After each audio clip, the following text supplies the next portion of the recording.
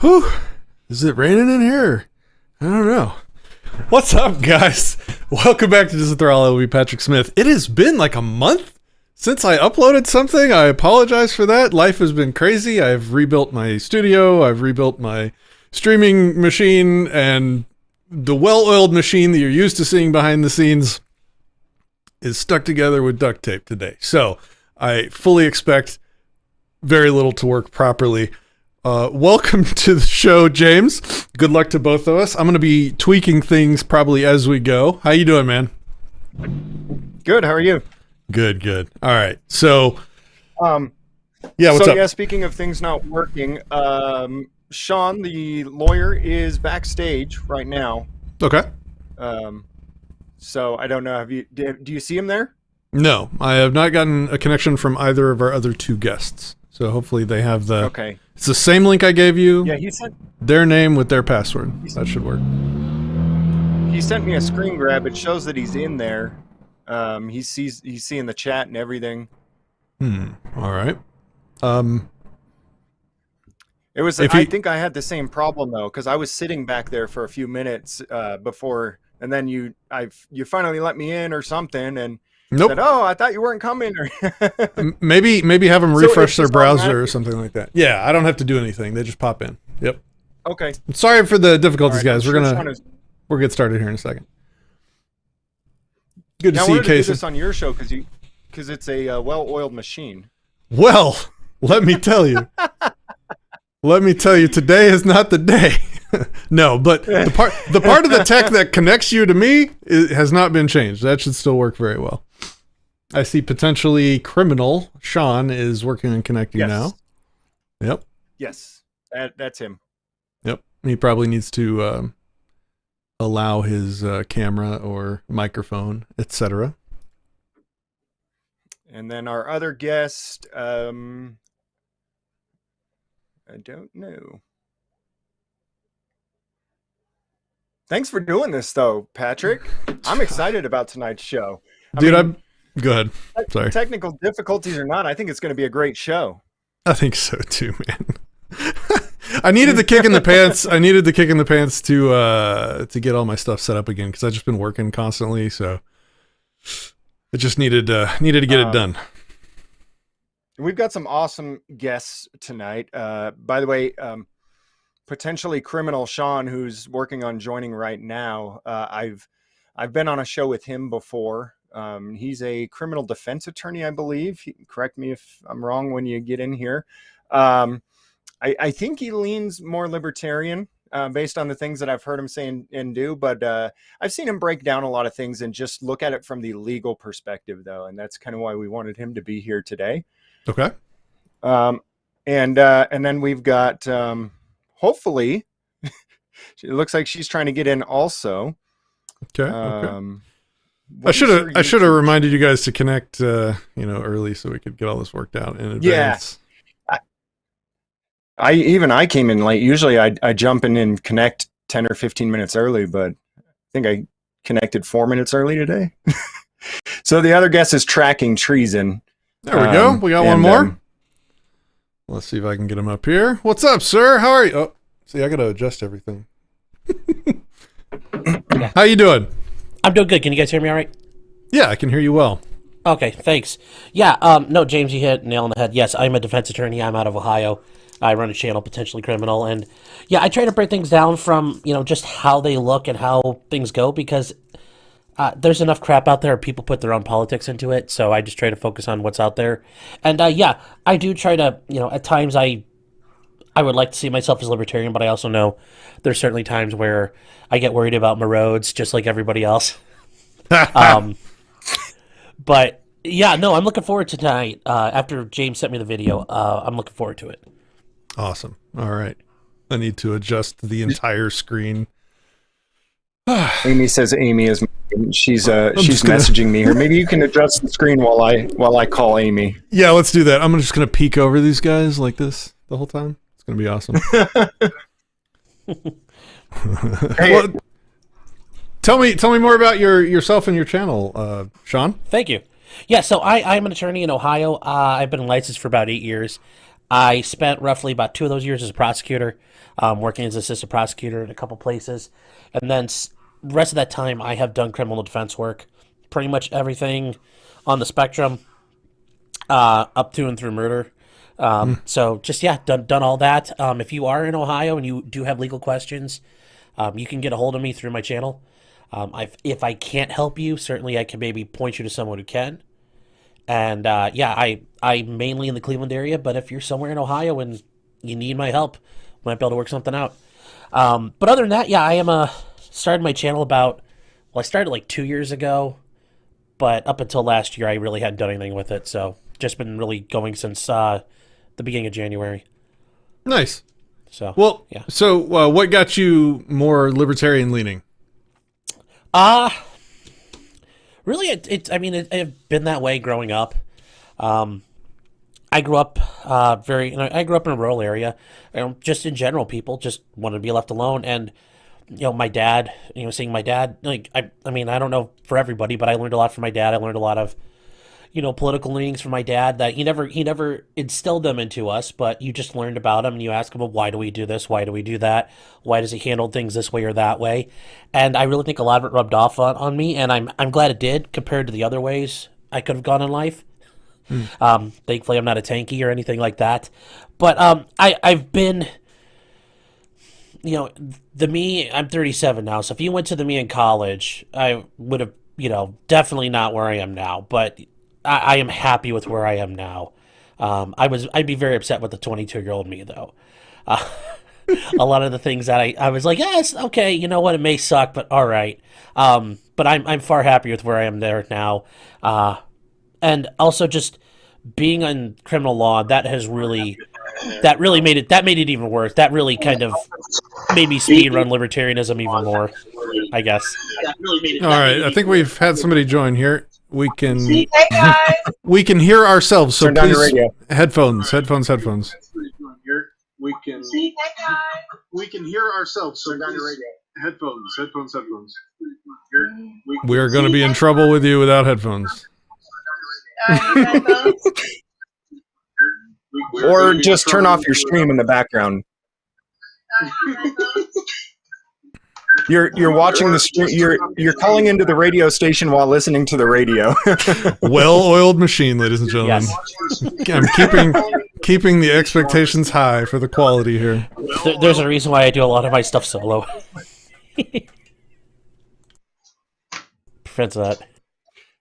There's a reason I do it with Patrick, because when I do it solo, it's a train wreck. Usually it's pretty smooth on this channel. Give me 1 second. I am getting us a... Hold on, guys. Hey, how's it going, everybody? We have a lot of people on the screen today. Maybe this plug doesn't work. Let me see. Nope. Hey, how's it going, everybody? We have a lot of people on the screen today. So, Amy, you've got to turn off the stream in the background. You can't watch the stream while you're on it. Or you can, but you need to have the volume turned off. You can't watch the stream while you're on it. We should just go back to listening to that badass music that we had going. What's your name? I did. Good. Say, ask what that's for. Is that better? Hello, hello. Let me see if I can hear myself. 1 2 Is that 1 2. better? I can't hear anything. Well, I can't hear myself anymore, so we're improving. What's happening? Can you hear me? Can you guys hear me now? We can hear you. Yes. Hear you. Does this sound crazy? Is it okay? What's happening? We can hear you. It's good now. Whew. Gosh, that was stressful, you guys. I've never done anything like this before, so I'm like, what the F is going on? Yep. Woo. Welcome to YouTube. Okay. Okay, thanks. Yep. That's how it goes. Sweet. All right, everybody. Let me start the show. Hey, everybody. Welcome back to Disenthrall. I will be Patrick Smith. Let's go counterclockwise. I already said I will be Patrick Smith. For the people that are new to this channel, we do a lot of philosophy. We do a lot of freedom, liberty, activism, street activism. We get into the nitty gritty of the ethics of situations, which is why we're doing the show we're about to do here today. We do charity work, all kinds of fun stuff. A lot of great content on this channel. Welcome. Good to have you guys here. Counterclockwise. So next we're going to go to James Freeman, the James Freeman. He's the one that doesn't need introductions on here. He is a cop watcher, badass. I call him an activist. I don't think he considers himself one. I don't know. Maybe he can tell us. James, what do you think? Yeah, it depends on my mood at the time. Yeah, I guess you can call me whatever you want. I've been called far worse than an activist. No, but I mean, I think some of the stuff that I do could be called activism. Some of the stuff could be called cop watching, and a lot of it could be called just being an asshole. That's my personal favorite stuff to do. That's the good stuff. That's what gets the super chats. Yeah. Anytime we're nice, we don't get any play at all. Yeah. Okay. Well, that's why I'm here. Next up, I don't know your name. What's your name, ma'am? I'm Amy. My name's Amy. Welcome to the show, Amy. Thank you. Thank you. Can you tell us about yourself? Well, I have been watching guys like you, like James Freeman, for a really long time. I have looked up to the movement they were trying to create and the awareness they were trying to bring to the public about police misconduct and judicial misconduct and how unfair it is for the natural private person in reality compared to what the police believe they can do to us. You know what I mean? You guys have been doing a lot of good work for a really long time. And I didn't get into like First Amendment auditing because I wanted to just go after the police, but we knew that some things were going on and we're like, well, hey, why don't we go to the police and talk to them about it? Let's go find out what they have to say. And that's what led me to really where I am today. Okay. And Sean, one more time, give us a quick intro. Good to have you here. Thanks, Patrick. My name's Sean Martin. I run a channel called Potentially Criminal. I am a defense attorney in the Cleveland, Ohio area, and I just try to address topics that have a criminal defense interest and things that may affect our rights and liberties. So thanks for having me here. Looking forward to tonight. Nice. So should we see you in an upcoming Rakita Law live stream? I know he's probably the big name right now, right? Yeah, I was on with. Well, actually, yeah, I know Nick. I was on last night with him. Very cool. Yeah, he's back, and he's back, and yeah, it's It's interesting because he talked about it last night. YouTube and Google recognized that he was targeted with a mass attack. So hopefully the people that did him dirty will get what's coming to them under the terms of service for abusing the rules. Oh yeah, because that's how YouTube usually works. They're Well, all hey. about. Fingers crossed. We gotta hope. Yeah, well, I look forward to seeing how well that works out. Cool. All right, so let's get started. First of all, I guess our guests of honor, front and center down below, we're about to watch a video starring you, right? And I got it. Sorry? I said, unfortunately, you know, it was a crazy incident to be sure. You know, it wasn't something I was expecting to happen or to have to do. And Okay, I'm just glad to be able to be here to talk about it. Let's go. Okay, I want to give you the first word, so I'll let you intro the video here in a second. I just want to say something personally first, that it's a rare person that will show up to defend something like this. Most people would just disengage and disappear, and we would be left here having to watch this and make a bunch of do a bunch of guesswork and make a bunch of assumptions about the context behind things. So I just want to say, you know, props to you for showing up to actually go through this video with us, and for potentially, you know, putting up with criticism from us around it. So that's good. Good on you. Thank you. Well, you know, it has to be said, you know, what I'm fighting for is for a lot more than just myself. So that's why I'm here. Okay. Well, would you like to, while I set up the video for playing, would you like to kind of intro it? Like, give us the context, what you guys were doing that day, why you were there? Well, Ricky and I live about 2 hours away from Eugene, Oregon.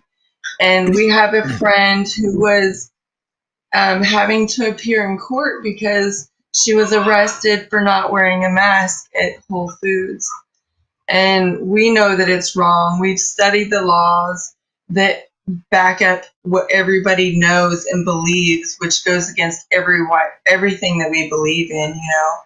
And we're like, yes, we're going to show up to your court. And after this court hearing is over, somebody told us about this. And I was talking to these two guys, and they're like, hey, you know what? There was this couple down the street that owned this cookie shop. And they're like, they chased us out of there with a bat one day. We had to pull a gun on them. And I was like, no way. That didn't happen. Nobody does that, you know?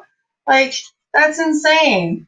And I told Ricky, I was like, hey, let's go talk to these people that these guys are talking about. Maybe we could, you know, offer them an alternative to assaulting people. You know, let's go talk to them and see if this is really true. Because, you know, you don't want to believe that somebody is actually, that owns a cookie shop, is going to chase people out of their business with a baseball bat. You don't want to believe that. And so here we are, just lollygagging along, thinking, you know, okay, let's just go talk to this lady or whoever, you know, let's see if this is true. Can't possibly be true. So that's what we did. And this is what happened. The video speaks for itself. Okay, so you had previously heard of other people getting chased out with a baseball bat, and that's why you went there recording? Yeah, like 15 minutes before that. We had just spent an hour and a half in the courthouse. Oh gosh, I'm sorry. Yeah, we just spent an hour and a half before this in the courthouse trying to get in recording, which was our First Amendment right, not only, but we also wanted to get in without masks and not have people violate our rights. We ended up getting into this court appearance on our terms. I don't know how. What do you mean? Where? Right here? Sorry, guys. I have technical difficulties. Anyway, we ended up getting into this courthouse on our terms, recording the whole thing without masks. The police officers that were there were humiliated because we recorded them committing several crimes against us, including soliciting a trespass, right? And so anyway, we were in Eugene just to support our friend, and someone told us after we made it out of the courthouse, they're like, hey, you guys should go check out this place called Come Together because they chased us out of there with a baseball bat. And you should just go talk to them. We're like, okay, let's do it. You know, we have some flyers, you know, we have a lot of laws that protect our rights as business owners against the state. So let's go talk to them and tell them there's an alternative to violence. Let's see if we can work it out. And that's what we did. Okay, so I'm playing the video here. If you want to narrate it or tell me to pause, or if anybody wants to jump in, James, Sean, anyone, just basically just start talking and I'll pause it, okay? Cookie place. Yeah, see, I have my flyers right now. I'm handing them to the security guards. You know, the night before, I was literally like, you know what? We've done so much advocate work for people against their conscientious objection to do something they are literally against doing, right? Some of us have our beliefs that we're just like not willing to compromise with. Here are some flyers that say we found the laws that tell you that back up your right to believe in whatever you want to believe in, and no one can coerce you into doing anything different. Anyway, that's what these flyers are about. I handed them to this guy. We're walking around looking for the Come Together. We've never been here. We're in Eugene, Oregon. We're like, where's this place at? You know? All right, this is like 50 minutes long, so I'm just going to kind of skip ahead. Let It me know takes if a long time, yeah, fast forward. Yeah, let me know if I skipping ahead to the there we go. Okay. Yeah, just skip ahead.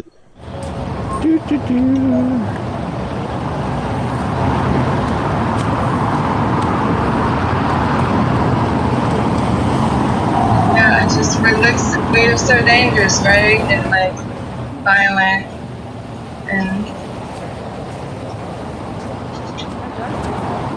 Why don't we watch the whole thing Let me through and then remind we'll you guys, I'm wearing flip-flops with socks on, okay? I'm not dressed for the occasion. Why don't we watch the whole altercation through without commenting, and then we can stop and go through it? How about that?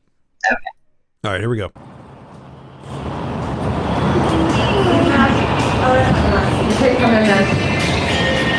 Don't you offer your services to the public? Yes, but the state requires that you need to be masked in order to come anywhere inside. You can't deny public services per federal law. Yes, I can. 18. You can violate 18 USC 245. I don't know what that is, but it's It's a federal law. You're a public accommodation. You just said you're open to the public. I have the right to refuse service to anyone. You do. That's what 18 USC 245 is exactly about. My store, I'm asking you to leave. Do you understand what trespassing means? Yes. Or asking someone You're to leave? trespassing. When I ask you to leave and you don't leave, you're now trespassing. That's not what trespassing Yes, it is. I wouldn't Don't- fucking touch me. Don't touch her. The worst thing you could do is put your hands on me right now. The absolute worst fucking thing you can do is put your hands on me. Yeah, don't fucking touch her. Get out right now. I have the right to use reasonable force once I've asked you to leave and you don't dare leave. you.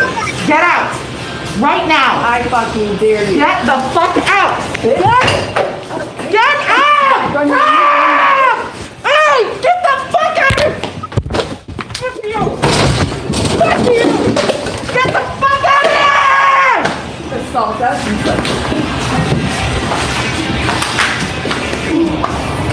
Fuck you, man. God damn it. Somebody call the police on this lady. Hey. Fuck you. Amy. Put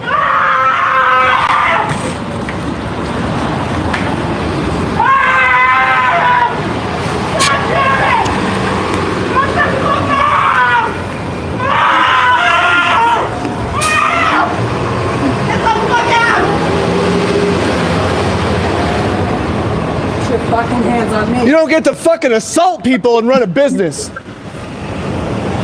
Yeah, we'll be calling the cops on you, don't worry. My fucking back. Fuck off. You don't get to keep your weapon after you assault someone with it.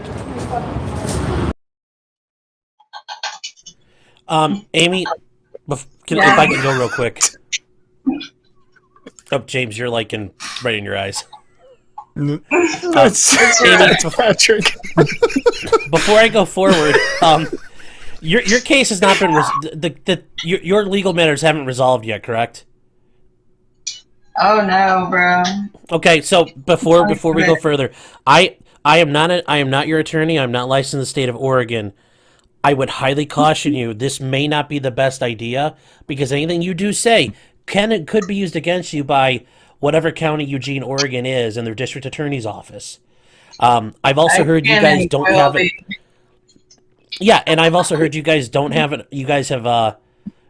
attorney, and I would really highly recommend you get one. And if you can't afford one, I would ask the court to you should ask the court to let you work with a public defender or court-appointed counsel. Oh, now, with all that being said, listen. I just, Amy, just let me finish. That's what okay, he said this is the David defense. before he raised Goliath. I hear you.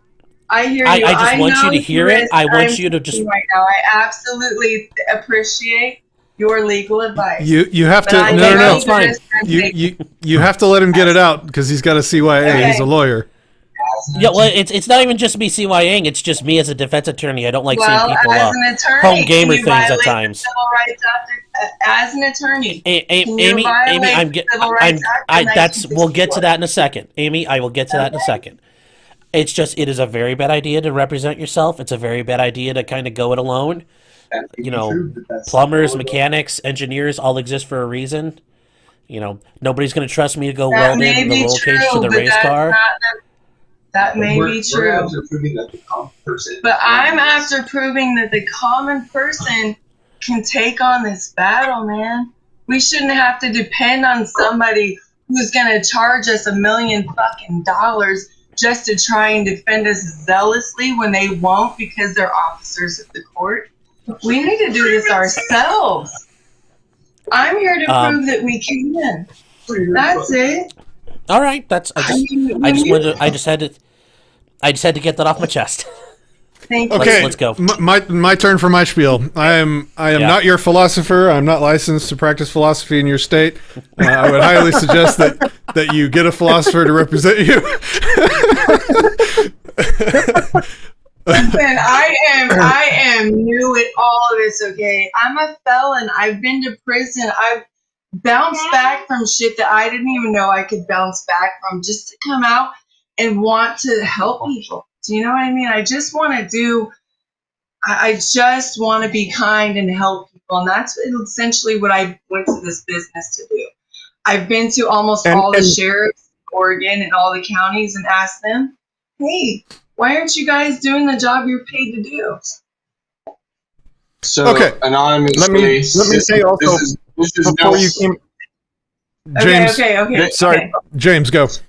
Also, before you came on the show, I told you the same thing, right? I said I'm not a lawyer, but I don't think it's a good idea to talk about the case while it's still pending. And you insisted that you really wanted to come on and talk about this. I said, look, the three of us can talk about it. You don't need to be there, and you really wanted to be here, though. So how am I going to let you talk about me without me there to defend myself?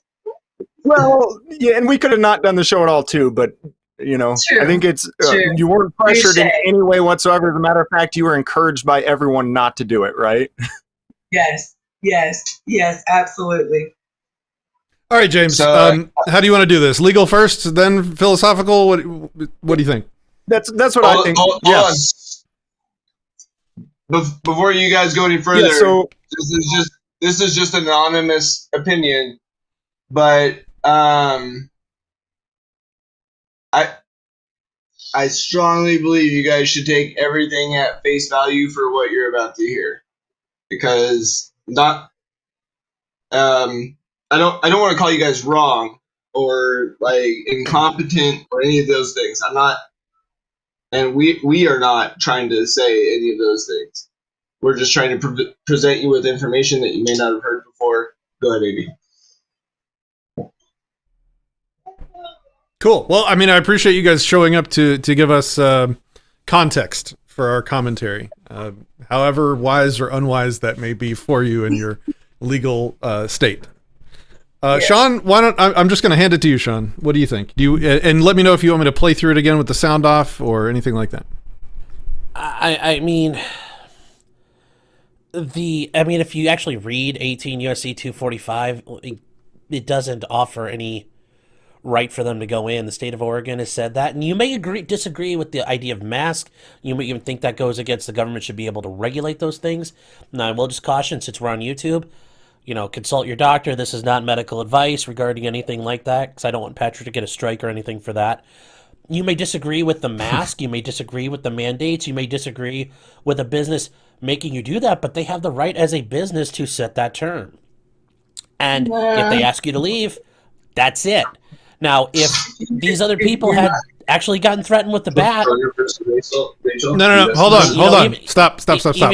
One person talk at a time. Sean, it's your turn. Go ahead. Sure. The idea that, you get threatened with the bat, well, even if you're a very libertarian person, you're a voluntarist. Self-help is not going to be a good idea. The police do exist. You may not like to use them, but certainly that is a far more useful way to try to resolve this than self-help, because at this point now, you are now engaging this person, and there's a fight, and what do you see if you're on a jury? You see people getting into a fight with a lady who runs a cookie shop, and at some point she asks you to leave, you didn't want to leave. And she does have the right to use force to eject trespassers.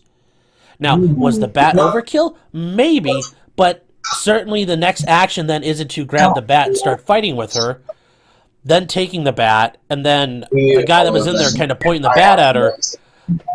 That doesn't look good either. And then when you go back into the store, I'm just saying that is not a good look. Like, walking away, calling the police, say, this lady put a bat in our face, would have been a far better option. Because then you could have still gone after for the 18 USC 2, whatever you think you had, you could still do all that after you leave and go get the police. But no, I hate to say it like this.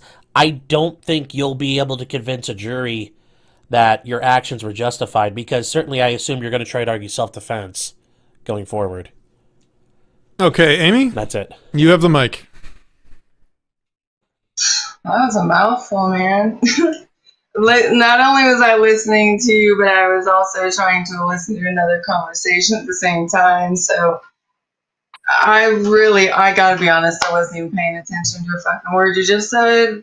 And that's okay. I kind of get that's like a running thing. Okay, no offense. I was distracted, and I'm really annoyed about that. But James, here's the fact of the matter. Here's the fact. Here's the fact of the matter. Okay. No, I need you to shut up so I can talk. Okay. So.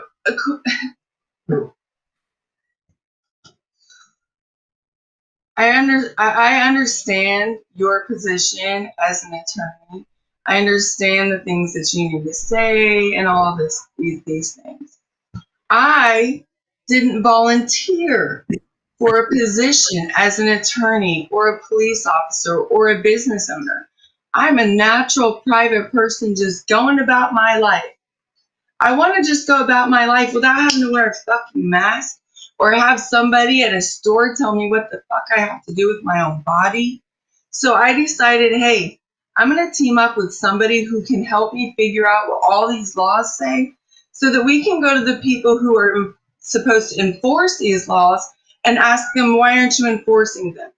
And then we can go around to business owners and show them the laws that protect them as business owners. If a cop can't come in and tell you that you have to let someone shop at your store, even if they don't want to wear a mask, then they can't show up and tell you that you have to make people wear masks. Do you understand what I'm saying? It's this whole COVID-19 thing just brought out a different aspect of people, a different like breed of human beings who are just like, now we get to tell you what to do with your own body, and you have to listen to us. You have to just listen to us, and if you don't, we get to hurt you. We get to enforce violence upon you to make you do what we want you to do. If the police, who I fought in the courthouse, couldn't enact violence upon me, then what gave this business owner the right to do that to me? I went in to help her. I went in to offer her an alternative. Like, we heard this crazy rumor about you. Like, you and your husband were chasing people down the street with baseball bats. We have an alternative for you. You have a protection. that is afforded to you that you need to know about. Here it is. I had flyers in my hand. I begged her not to touch me. I have boundaries. I'm going to dispel your unwanted touch. I don't want to hurt you, but you're not going to touch me if I tell you not to. Tell me you wouldn't do the same. Well, if somebody tells I me to wasn't leave, a I'm threat leaving. to her. I wasn't a threat to her. I presented no threat to her whatsoever. No such threat that she needed to chest bump me, to touch me with her tits, to try and get me to leave. She doesn't know who I am, what I'm capable of. She doesn't know what I believe in, that I'm on her side. I'm there to help her. No, let me say this real quick. No. Yes. The civil rights cases of 1964 and all of the sit-in had to do with exactly this. I'm not presenting you any threat, and you are threatening me with violence for not presenting you with a threat and offering to pay you. Sir, are you the cameraman that's in this video that we just watched? Yeah. I'm anonymous. Okay, I get that. Patrick, isn't there like a second part of this video where they end up running into the cops? Yeah, I can continue if you'd like. I think we should Can I- get to that part. I'm sorry, Okay. James. Can I talk about it? Can I talk about something else real quick? It seems to me that you're focusing on this whole. We don't want to hear about your OnlyFans, James. No. Yeah, that's all I'm here to plug. That's Oh. the only reason I came on the show. It seems to me that you're talking a lot about these mask mandates and COVID-19, which, by the way, I don't know about Sean, but I know for a fact that myself and Patrick were both strongly against forcing people to do things they don't want to do. But I personally think 100%. that you're misunderstanding who's forcing who to do what and who's forcing them, trying to force others to have interactions or do business. So there's a lot of elements to this. And so you think that the business was being coerced by the government to coerce you to wear a mask, right? And that's kind of the position that because we did talk about this. Absolutely. And so that was your position, is that you felt they were being coerced to coerce you. Yeah. Yeah. But I think I told you that it appeared to me, and I get that position, that a lot of these businesses were being coerced in that way, and you were going around with literature showing them how they could fight back against the government. But there were also businesses. Have to understand another thing is we didn't target businesses. We didn't go around to businesses trying to cause problems with them. We went directly to county sheriffs. We traveled the state of Oregon, going from county sheriffs, like the lead guys, the guys who are like our last defense against a tyrannical government, right? They're literally like our elected officials, our last defense against a tyrannical government. They wrote these letters saying that they knew the mask mandates were unlawful and illegal, unconstitutional. So we're like, well, hey, let's see if we can get into those counties' courtrooms without having to wear masks. We went around the whole state doing this, and it was sad. Okay, but this isn't a courthouse. Sad. But if you can let me finish, this isn't a courthouse, though. This is someone's private business. I understand a lot of businesses were coerced into coercing their customers into wearing masks or not coming in. But there were other businesses, and I don't know if this was one or not, who genuinely did not want you in their business without a mask. And so no matter what it is, when the business owner tells you that they're denying you service because you're not wearing a mask, which, don't get me wrong, I disagree with this policy. I think it's stupid. But they have the right to do that, and they have the right to kick us out and say, no, we're not going to do business with you unless you put the bitch muzzle on. Right. And so, are you standing with the fact that you think this woman had the right to press upon me for her body just because I was trying to talk to her and get me out of her business? Is that what you're saying? I think I told you that I personally would have physically removed both of you from the building. I don't call the cops. I know that Sean likely would, and that's and the same would have happened to you. I'm just saying. Right. And I think, like Sean said, I also you told you wouldn't before that I James, agree. because I think you're a lot more. I Or think you you're a can just lot keep more interrupting. level-headed than this woman is, right? I think you're way more level-headed than she is. You would have been like, hey, you would never say, oh, the state forced me to make you wear masks. You wouldn't allow the state to coerce you into coercing another person into doing something they don't want to do. I just don't look at you that way. I just don't. So I think you that can I would say also that you would agree do with that Sean. all you want, but I don't believe it. I think I would also agree with Sean that the bat was overkill, and that had you left once she pulled the bat out, you may have had a case against her. But that's not the way things went down. So Okay, let's get to the police part of it. So that I think Sean asked for this. Let's go ahead and do what we have here. So, this business owner over at Crumble Cookies, I'm recording. that's fine, just assaulted us with this. I have it all live streamed right here. Okay. You need to go arrest her. Yes. Yes. Okay. So we're taking care of a suspicious device, but is it the people that work there? It's the lady that's, yeah. She came and like shoved me out, and then we're behind the counter and got her bat. Are you guys injured? Do you need medics or anything, or where'd you get hit? She started shoving this into Amy's stomach. Myself. She grabbed the whole And so I grabbed the bat because she started hitting her with it. So we Hold on, got Patrick, it. can we pause it? Yeah. Well. Yeah. I don't know if they have. Okay. It's one thing to say this lady came at us with a bat. Now, I'm saying if you call the police, fine. You can say I was assaulted, but that's where it stops. Don't tell them what the fuck you did. Like that's the big thing there. Tell them you're assaulted. That's good enough for now. Let them, but you know, your friend Amy is kind of talking you into getting arrested here. Just saying. I mean, I guess it could look that way, right? But do you know that those same police officers who you see right there, we just interacted with for about an hour and a half prior. They started their body cam footage as soon as we were leaving Crumb together. We have all their body cams. They knew we were there. They were watching it live as it was happening, and they were waiting for us around the corner. That's exactly what happened. All through that. And so, I mean, what were we supposed to do? Just walk past them and go to our car and drive away? That's what they were expecting us to do.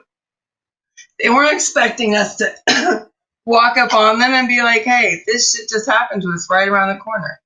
They were really hoping by turning their body cameras on 30 seconds before we approached them, they were really hoping that we would just get in our car that was like 15 feet away from them and drive away. But we were like, hey, you guys are here? We didn't want to see them. We had just dealt with them for the past hour and a half at a courthouse. They just committed all these crimes and allowed other people to commit crimes against us for an hour and a half. These were the last people we wanted to see. Okay, let's continue. Sean, let me know. Cameras there, but the parking garage does. So. Well, we filmed all of it. It's all live right now on my YouTube channel. If you guys want to look at the evidence on there, POLLY. Sorry. AUDIS. Sorry, POLLY, Poly, AUDIS.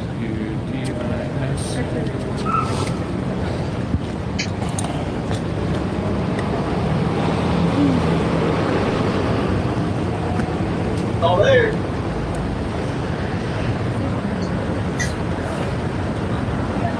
Now, if business is open to the public, that's a public accommodation. Hands on me like that. She's probably calling you guys right now, too. That's the last time she fucking hit somebody with a fucking bat. Hey guys, pause. Let's We're just having a conversation with her. She shoves me. Did you ask to pause? Okay. Yeah. Yeah, I paused. Now, I like to remind you, guys, that I was absolutely not expecting to have to get into a fist fight with another human being this day. I absolutely wasn't. I wasn't prepared for it. I didn't want it to happen. I was wearing flip-flops with socks on. My hair was down, and I was just going about my way. Continue. Okay. I kind of want to skip ahead unless something important's about to happen. Let me know.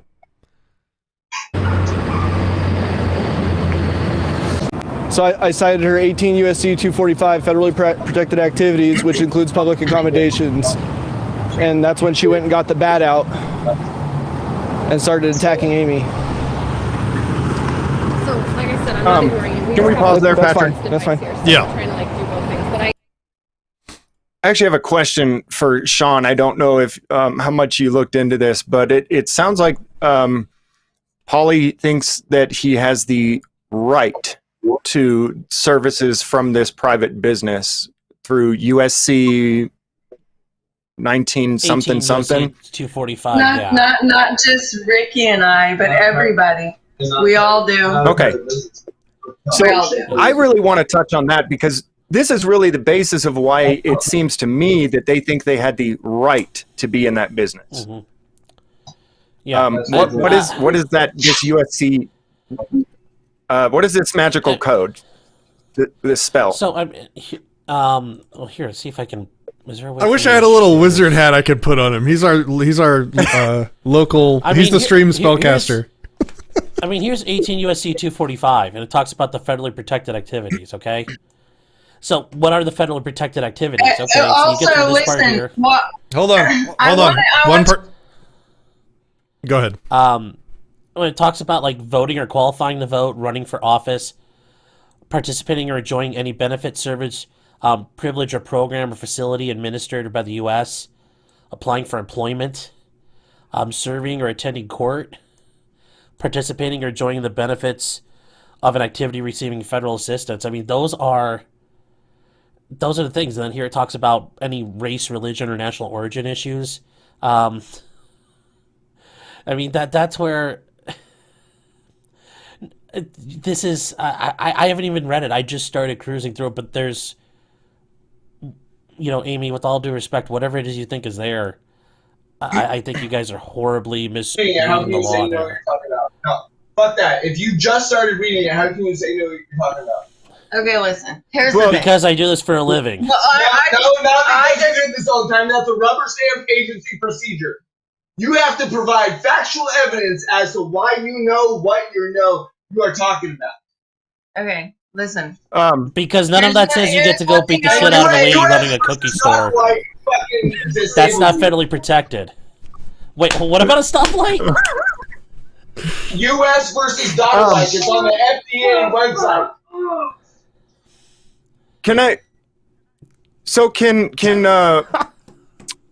Can you tell me specifically which part then, since you are saying that this put it back up.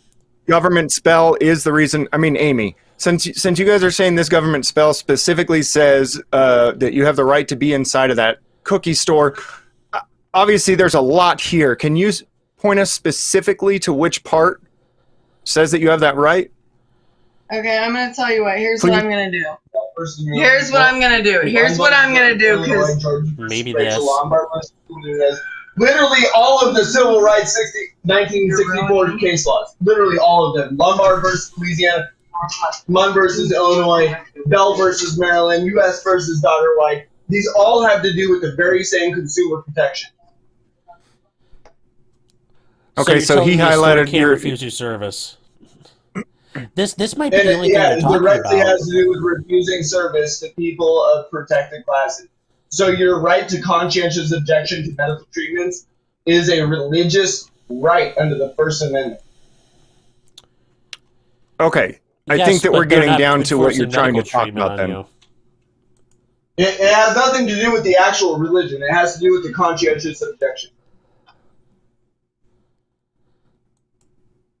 Because even atheists can conscientiously object. Okay, so if I'm getting this correctly, your argument is that you are a protected class and they can't refuse you service because you're not wearing a mask because you choose not to wear a mask because of a religious belief, or is that not am I because getting necessarily of a singular religious belief, but a religious belief that is protected by statute and constitutional law. Article 1, Section 1 through 3, Oregon Constitution, and 431.180, 431.0, or 431A.005, 431A.0010, or 010, and 431A.015. They all protect religious belief. They're all in the enforcement of the executive orders of the governor for all of the COVID mask mandates. They're all cited. And all of your religious protections, which is your conscientious beliefs, whether you're Christian or not, they're all protected. I'm done with you. Just fucking get mad. So it has nothing to fucking do with what religion you subscribe to or no religion at all. It is your conscientious belief and your conscientious objection to anything Nuremberg related that justifies you in saying, no, I don't want to take part in this. It's in 21 U.S.C. 360 BBB-3, which is the EUA law. It's in 21 U.S.C. 331, which is the Prohibited Acts law. It's in 21 U.S.C. 332, which is the penalties for the prescribed or the Prohibited Acts law. It's in Oregon law as 431.180, 431A.005, 010.015, Section 2DAB. There are no laws that allow the governor's executive order laws that allow her to override other laws says that she cannot curtail consumers. So who are consumers? Consumers are the taxpayers. At the most basic level, without buying anything else, consumers are the taxpayers. They are tax paying for the benefit of the protection of their trust, their Sesky Bay trust that they were defrauded into at birth. That's what creates the trust of public servants. Oh. And I would invite any of you to prove me wrong through legal documentation or literally anything provided by a government website, because it's not going to fucking happen. Okay. I'm so glad I'm not a lawyer. Quick, sir, Go ahead, Sean. I do want to ask, though. I would be fucking all glad that, that is great. All that is great. I don't disappreciate lawyers. I hope understand that lawyers in their correct capacity do exactly what they do, because they are trustees and fiduciaries. Okay, listen. Our trust. Listen, please. They are listen, there stop. to protect us. One person can talk at a time, otherwise no one can hear anybody. It is now Sean's turn. That's fine with me. All of that is, and I don't whatever you cited, I don't know all of those things, so I'll defer to you that what you cited is 100% correct. At what point does any of that justify what Amy did to that shop owner?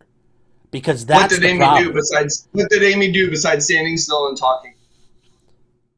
She was without arm's reach of that shop owner while she was standing still and talking. Yes. So what did she do to that shop owner? You've asked the question, Sean. Answer.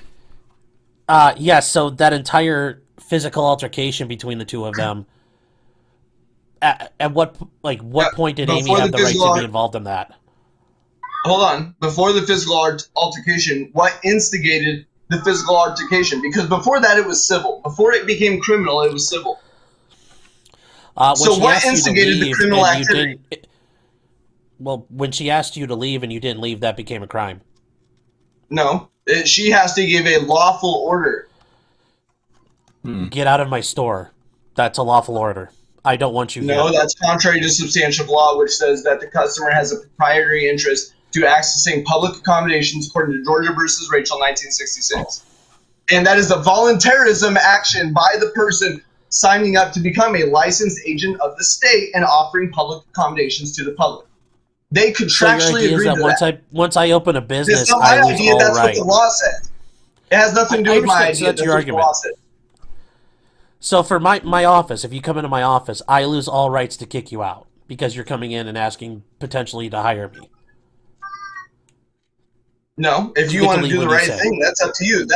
So in Oregon law, that's up to ORS 1.025, 8.670, and 9.460, which is duties of tribunal officers 1.025, which can be enforced by a writ of mandamus, meaning you have to perform your duties according to law, or it can be enforced by 8.670, where the DA recognizes a public offense taking place in front of them, which is official misconduct, a violation of any statute of your office. Which just happens to be coercion, a failure, a duty of your duties. You're going way too past me here. Let's just go back to this hypothetical. You walk into my law office. Stop. I'm going to start muting people if you guys don't take turns talking. If you follow this pattern of conduct, then you're not worth your fucking salt in the courtroom. I'm going to start muting people if you guys don't start taking turns talking. Do you understand? ORS Last warning. 131.602 is a 149 statute list law of statutes that if you violate, they do not require intent. It is an inchoate crime. You have to know not to violate these statutes. And that's why it's never used in Trespassing is a pretty obvious offense. Yeah, it's a very fucking obvious offense. Leave. I'm telling you to leave. I don't want you here. Leave my store. That's not an offense. She asked you to do that. No, that's not an offense. It's not an offense to stay? No, the gay couple that fucking demanded a cake be baked for them in Oregon fucking lost. Mm-hmm. Do you know why they lost? It's because they tried to exercise their religious beliefs over another person's religious beliefs, not because they were requesting a normal service from a business that offered the services that they were requesting. They requested something that was above and beyond what the store offered, and that's why the cake shop was able to win. Should they have been able to beat the shit out of the people with the cake shop? I'm confused where this is going. No, absolutely fucking not. Well, then I'm confused because what did two cakes fucking have to do with what you guys not leaving when you're told to leave? What threat is presented by the demand of a product without threat of violence? What threat is prevented for the demand of a product without threat of violence? If you're saying, I want this cake, but guess what? I will not employ any violence against you to get this cake. What threat of violence are you defending yourself against? To defend yourself, it requires at least a credible threat of violence. James, your turn. I may be mistaken, but didn't the shop win because they're not obligated to serve people that they don't want to serve? It didn't have anything to do with religion. Am I wrong? No, it had to do with making the cake was a First Amendment issue because it wasn't just to make the cake, but it was like we like gay marriage and forcing them to write that is against their First Amendment right. That's protected. I'm still not sure how you just two agreed cakes with having me. sex. I agree with you. You cited entirely. Yes, and if you tell me that Oregon is inside the United States, I would agree with you there too. There's a lot of things we probably would agree on.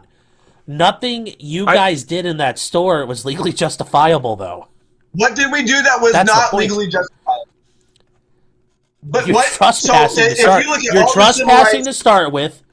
You're trespassing to start with. You're saying we were trespassing. You're saying we were trespassing. So look at all the Civil Rights Act cases of 1964, 1963, 1962, 1965, 1966, Georgia versus Rachel. The sit-in demonstrations where they said the black Negroes were trespassing because they were simply sitting and asking to be served in according to the Civil Rights Act law. Mm-hmm. So, where did we present a threat? Where were we not doing the exact same thing as a sit-in under religious protection laws, First Amendment laws, freedom of assembly, freedom of press, freedom of speech, freedom of religion? How were we not doing the exact same thing by peacefully standing there, not presenting a threat, and saying, we weren't even demanding to be served. We just said, are you open to the public? And they said, yes. They contractually agreed. You're already now doing something different. You didn't demand to be served. You weren't asking for services. You just asked if they were open. So if you're asking them if they're open, you're not asking for services. You're not a consumer. Right, if they're open to the public, they can't which makes you 100% different. Which makes you 100% different than some black people sitting at a Woolworth's lunch counter. They asked to be served. That's the same exact argument of the civil rights laws. Is that you can't be prosecuted for sitting in a public place. That's the sit-ins. And they asked to be served. You cannot be prosecuted. It is immune from prosecution. That is the result of those laws, and they abated all charges of those who were prosecuted for it. So here's what I'll tell you, buddy. When you guys win and you go to the Supreme Court and you win and you get to rub this in my face, you can send me a big one of those big like gummy bear cocks, and I'll eat it on air. I don't think it's going to go to the Supreme Court. Okay. I think it's going to get thrown away and hopefully forgotten about before it even gets to that point. Because if it goes to that point, we're looking at a racketeering operation that covers the entire United States, Fauci, CDC, NIH, the federal government. It will coming up next on Disenthrall, giant gummy bear cocks. Hold on. It's a globalist conspiracy. Follow me next on InfoWars. Federal and state government. Do you take Alpha Brain? To fucking whistleblow and protect themselves. Arrogant, pseudo-intellectual, know-it-all with your pseudo-intellectual hair and your pseudo-intellectual glasses and your pseudo-intellectual little chicken neck.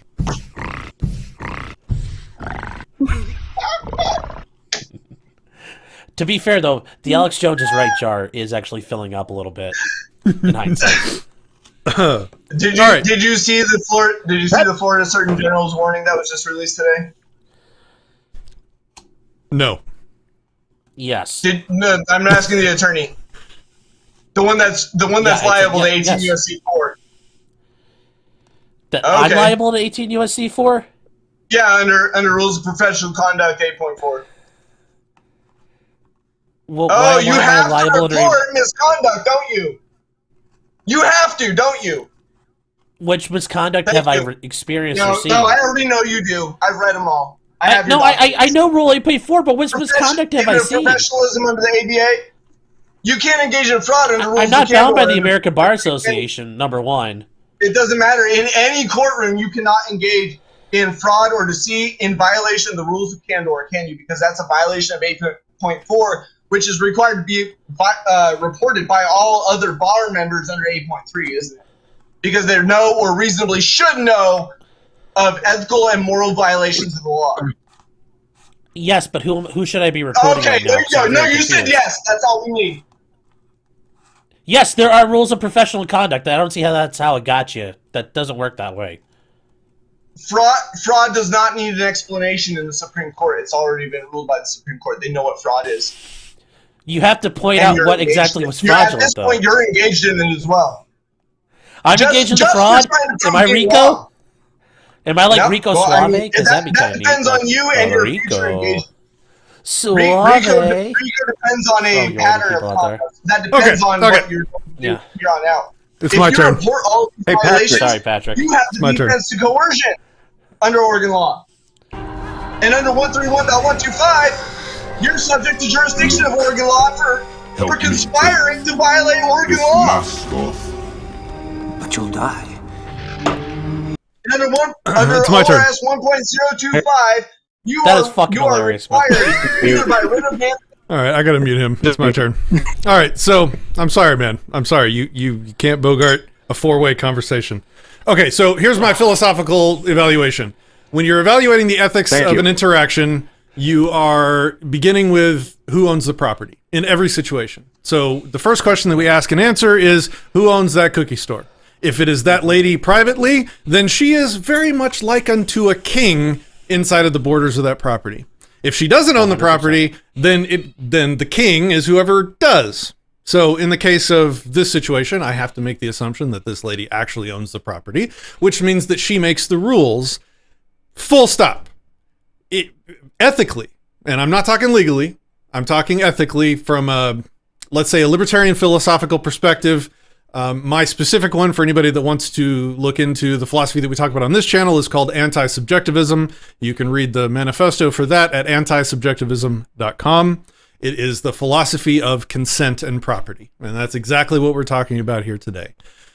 This lady owns the property. She makes the rules. She can make whatever stupid rules she wants. And this was a very frequent theme throughout the past couple of years during COVID. You had a lot of business owners and property owners voluntarily deciding that they wanted to restrict access to their property because of the stupid hysteria that was surrounding COVID and masking and vaccinations and blah, blah, blah, that pretty much destroyed the economy of the entire world and, you know, has a body count, et cetera, et cetera.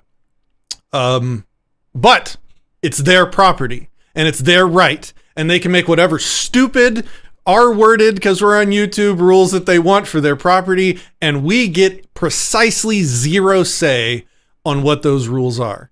We have a choice to either stay away from that person's property or to enter that person's property and agree to those rules. Those are the only two options. If we choose to enter the property, we must abide by the property owner's rules. To step foot on that lady's property in violation of one of the rules for her property makes you a trespasser. To stay on the property after she told you to leave her property, even if it was because she thought you looked like her Care Bear that she hated when she was a child. It doesn't matter what her reasons are. She tells you to leave her property, you get the fuck off of her property immediately. The moment you don't, you're additionally trespassing and infringing on her property rights. So that's 2. Then when she goes and gets a weapon to escalate, which I, in my non-legal perspective, thought was definitely justified because it was 2-on-1. It was a situation of 2v1 on a piece of property that she was trying to defend herself by herself from. Get the fucking bat. I don't care. You guys weren't leaving. Why didn't you leave? Question mark. Did you think you had a right to steal her property by forcing yourself into her business and holding that space after she told you to leave? Absolutely not. I don't care what magic spells you're referring to. The only people that care about magic spells are people that have to deal with it for their career to defend people against the massive government that has a retarded magic spell system and criminal justice system. I don't care about any of that. You had no right to be on that property the moment she told you to leave. And the moment you stayed was the moment you escalated. And the moment you escalated is the moment you added another moral charge against you. And that's my universe. So you start fighting the lady to stay on her property? Are you fucking insane? I was watching that video and I'm like, get the fuck out of there. What's wrong with you? You are the criminal as far as I can tell in this video. You are the moral criminal as far as I can tell in this video. That is my summary. So I will shut up and let you respond now. Let me get you unmuted. Go for it. Okay. I'm muted. Can you hear me? Yeah, I can hear you. Okay. So is it immoral to violate contract law? Give me an example. Is it immoral to violate contract law? That's a pretty simple yes or no. Like, if you create a breach of contract, does that create a remedy?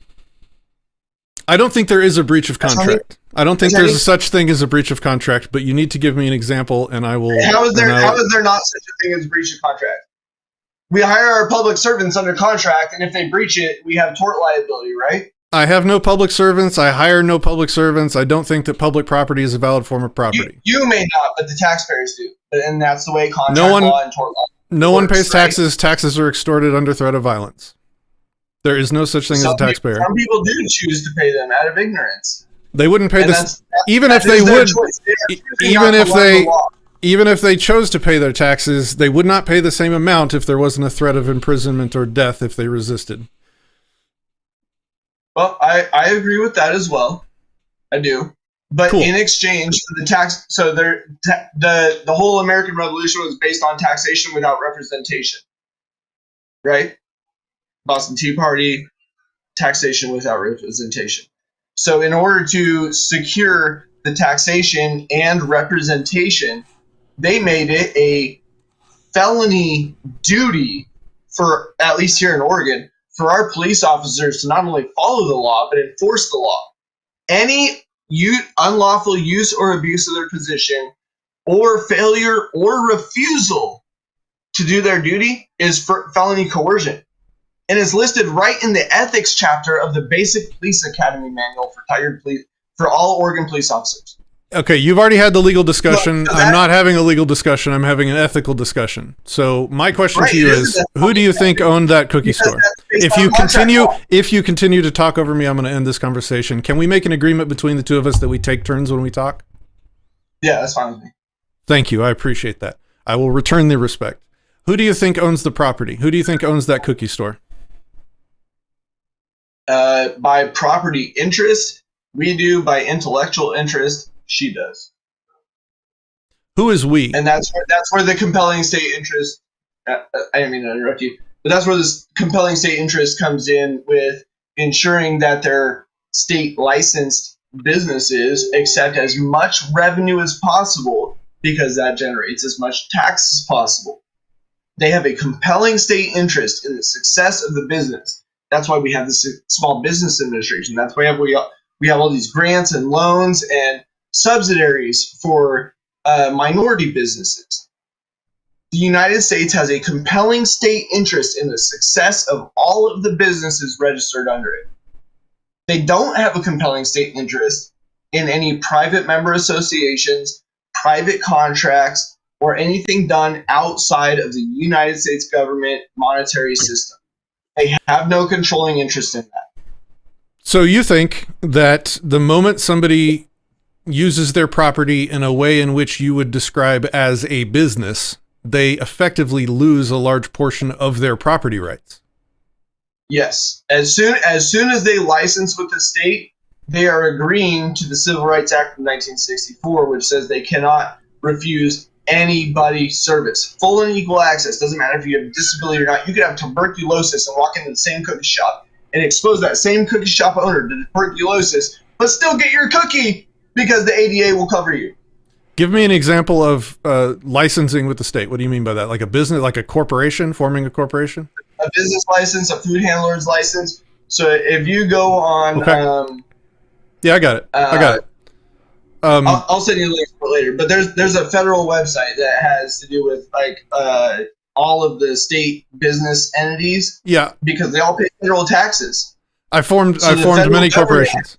Sorry to interest in the proprietary success of the business. Here's why you're wrong. Only accomplished by non-discrimination. Here's why you're wrong. If I don't form a corporation, I am under threat from the government. I'm under threat from the government courts. I have increased liabilities under their magic spell system. When I form corporations, it's done defensively. It is a defensive act, not one that is consensual, not one that could bind me to any contracts. It doesn't matter what's written on the government documents that I sign. For example, let's take for a very simple example, the driver's license. A lot of times people say that when you sign the paper to get a driver's license that you're agreeing to some rubric of citizenship, capital, all capital letters, name or whatever. Yeah. Bullshit.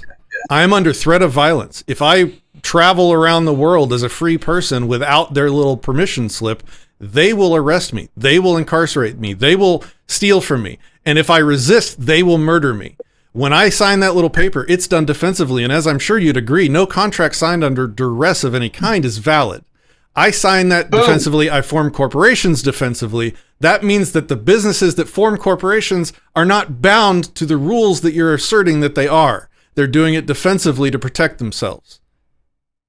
But corporations do not, because corporations are created by a natural person cognizable of the deceit or fraud that they're entering into, the legal entity doesn't create itself. It has to be a natural person that is cognizable of the activity they're taking part in.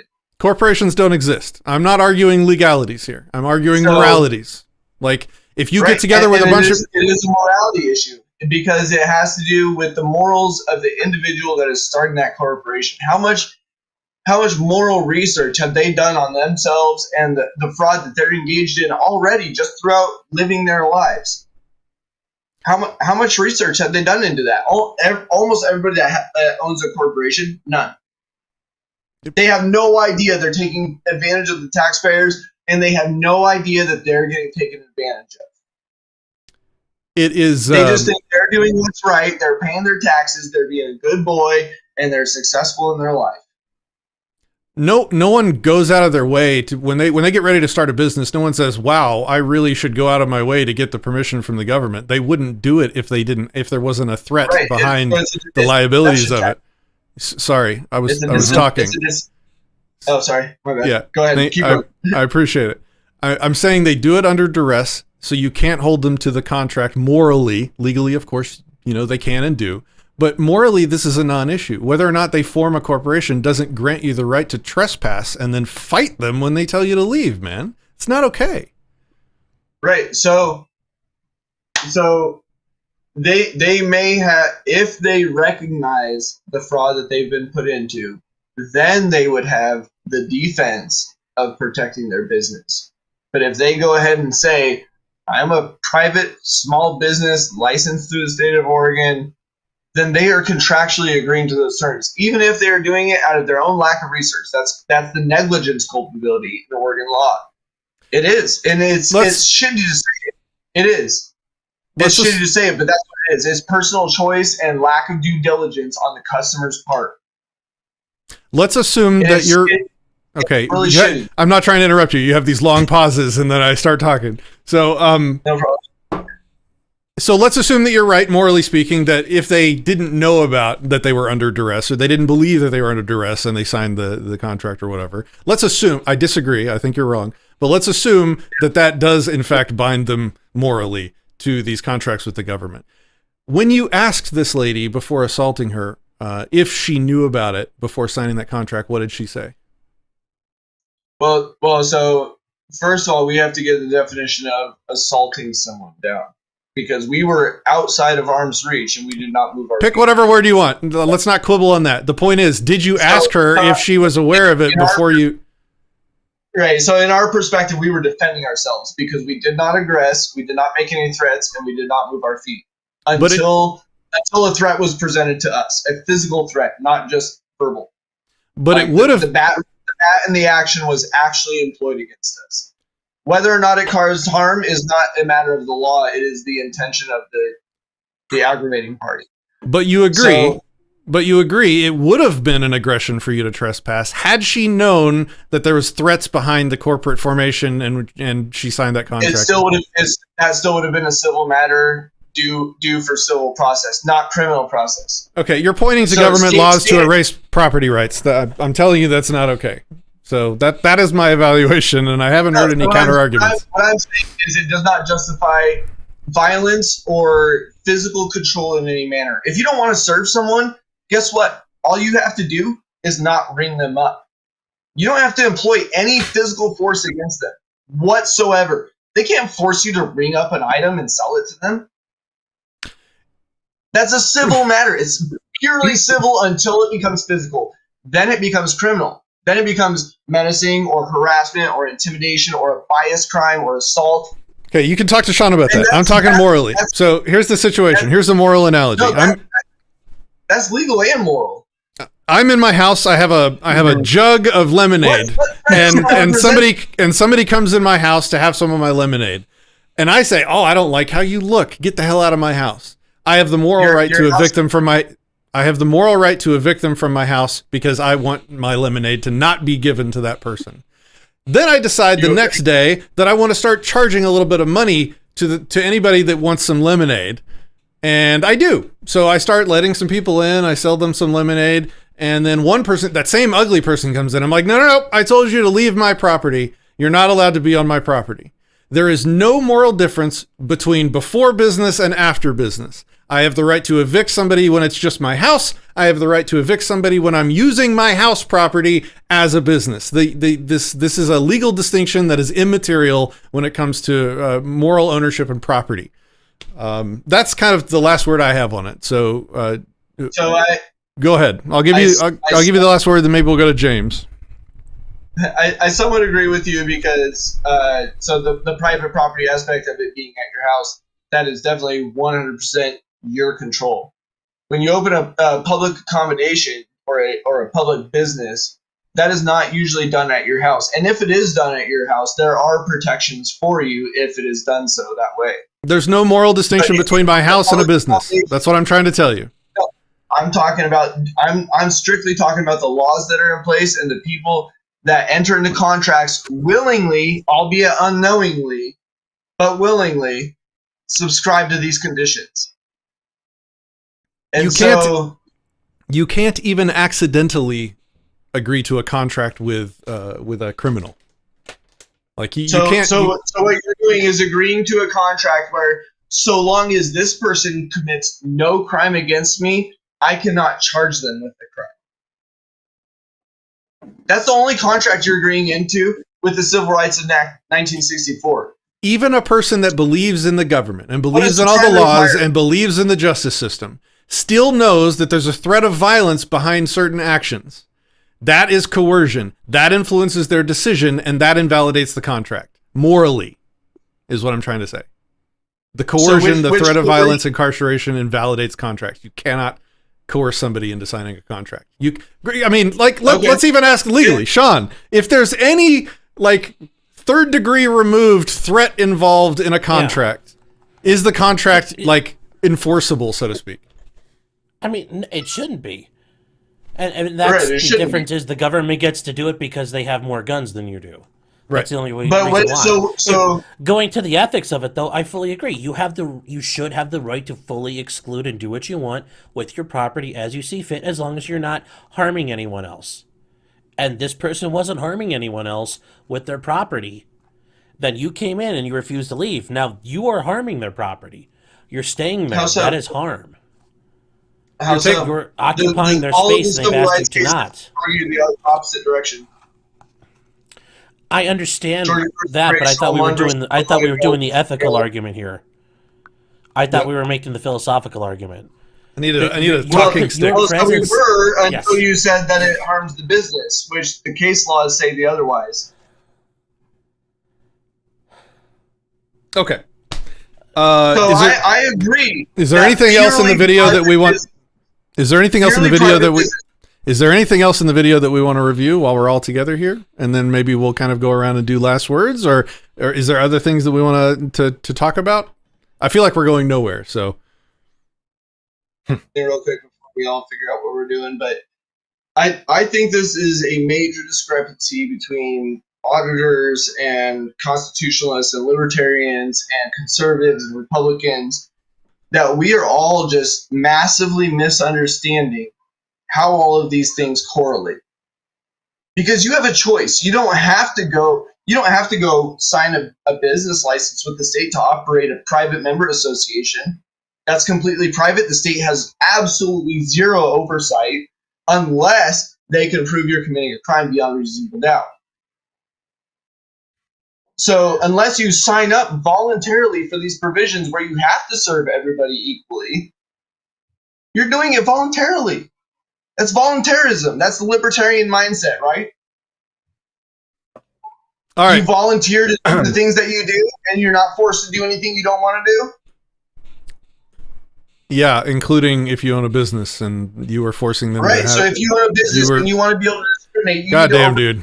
You have an interruption problem, and it doesn't work for conversations like this. I'm sorry. James, it's your turn.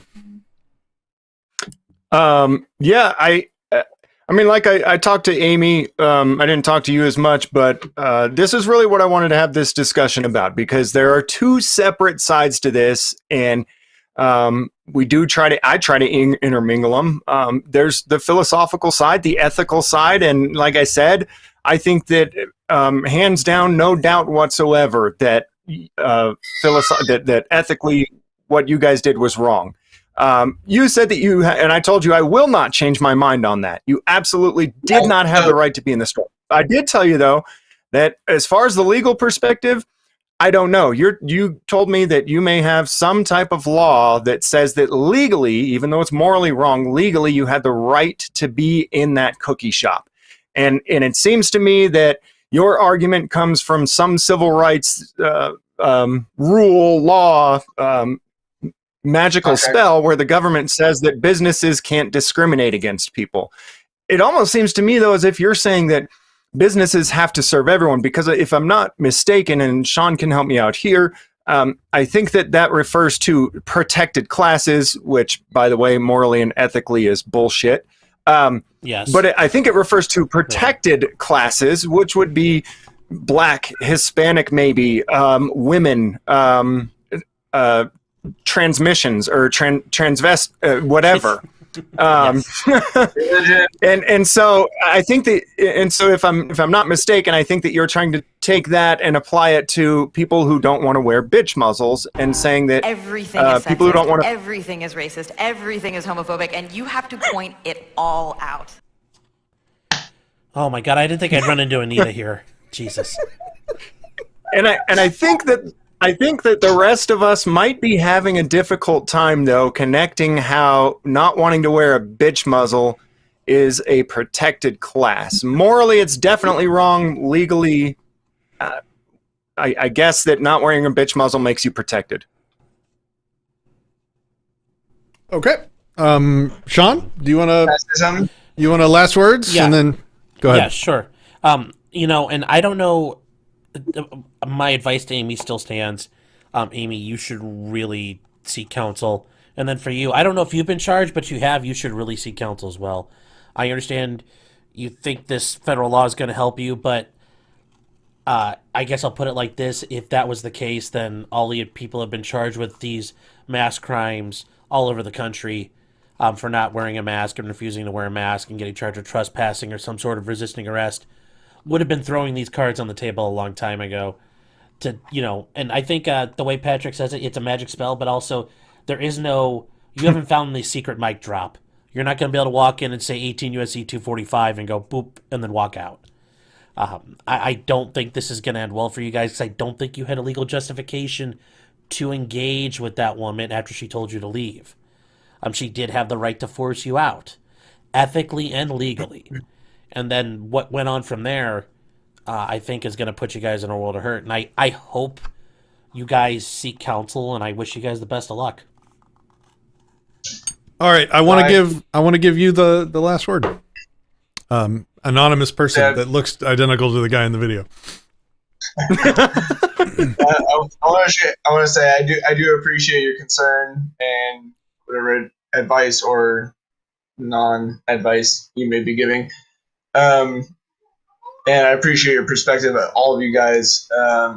And I do agree with you on most parts. Like if she wouldn't have, albeit deceitedly, contractually agreed to these conditions, we wouldn't be in this position. Had she been running a private member organization or association, I wouldn't be able to claim these same things. But she did sign up for what she signed up for, and until she recognizes the fraud that was perpetrated against her, she has no claim to the fraud that was perpetrated against her. She is acquiescing in it. That is your right to remedy against fraud, is recognize the fraud that's being placed against you and addressing it on the record. And when it cannot be rebutted, it stands as fact and it vindicates you. Can I ask you a question real quick then? Yeah. That's why we weren't after her. Hold on, James. So you're saying while James is asking that question, let me let you guys know, last call for questions. If you have questions for any of the guests, any of the people on your screen, philosophical, legal, whatever James does with OnlyFans, get them in now. And I'll read super chats here in a moment. James, go ahead. Sorry. No problem. So you're saying that you know that she was a victim of fraud by signing up for this agreement with the government, right? So you're saying she was already a victim before you walked in there, right? Of coercion and fraud. And then you beat the shit out of her for it. No, we didn't beat the shit out of her for it. We defended ourselves for her rejection of the knowledge that could have placed her in the correct position. I mean, I'm just saying, like, I've seen people defrauded by scammers. I've seen people defrauded by scammers who, have $5,000 taken out of their bank account because they were stupid and they didn't understand they were being defrauded. I never thought about going and beating the shit out of them, though, for it. So, we didn't. But that's the thing, is a lot of people see this as we went there to go harm her. We went there to empower her. We went there to share with her the laws that she was defrauded into and her protections against the fraud, so that people could smell her cookies and could patronize her business and could increase her revenue and could increase the state's GDP, which would increase the United States GDP. So because she was a victim, so because she was a victim, like a cop, you went to help her, and she ended up getting hurt. We went to the cops to tell them, look, we read your laws, we read your training manuals, we read your field training manuals, we read your policy part manuals, and look, this is what they say, and this is what you're doing. So how do you want to act differently from now? And then we went there because we heard that her husband was actively being charged at the time with menacing for chasing someone down the street with their baseball bat. We don't want people to go through that. We don't even fucking like the cops violating their duties. We want them to do their duties. That's what all of our audits are about. Getting the cops to do their fucking jobs, not violate them. who needs cops when you and Amy are going into cookie stores and beating bitches up? You know what I mean? You guys are almost acting like so if the cops had done their jobs, if the cops had done their jobs either to the way they claimed that we were doing them, or to the way that we claimed they should have been doing them, this whole situation would not have even been possible. They would have stopped Kate Brown from issuing the mask mandate and forcing businesses to coerce customers into wearing a medical device that was administered through prescription, which they don't have a medical license for, and you have a right to refuse under the very same law that authorizes them to ask you, 21 U.S.C. 360 BBB-3, Section E and Section L. Those offer you the option to refuse the administration of the device or the product or the drug, or participate in the activities completely. It's all optional because of the Nuremberg Code, and it's all on the FDA's and HHS website. Okay. It's in the Belmont Report. It's in the Helsinki Report. It's in the Geneva Conventions. It's in all of this shit. All right, let's get to questions and super chats.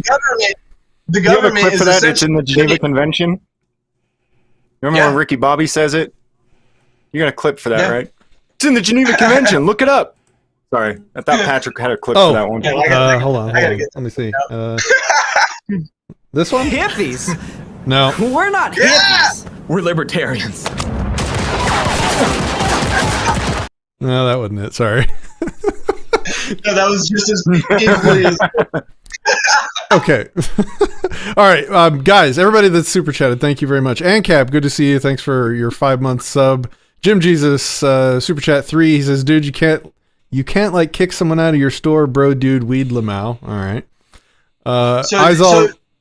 Go ahead. Okay, so the gay bakers and the Colorado cook shop or the bake shop and the Oregon bake shop, those 2 case laws ended up with the bake shops winning only because the people seeking service were requesting that the bake shops violate their own First Amendment rights. That's the only reason they were able to be denied service. It wasn't because it was a gay couple seeking a cake in a cake shop. It was because of the type of cake and the event it was being used for being a violation of the religious rights of the people baking the cake and supplying. That's why the cake shop won. It's not a blanket right to refuse service.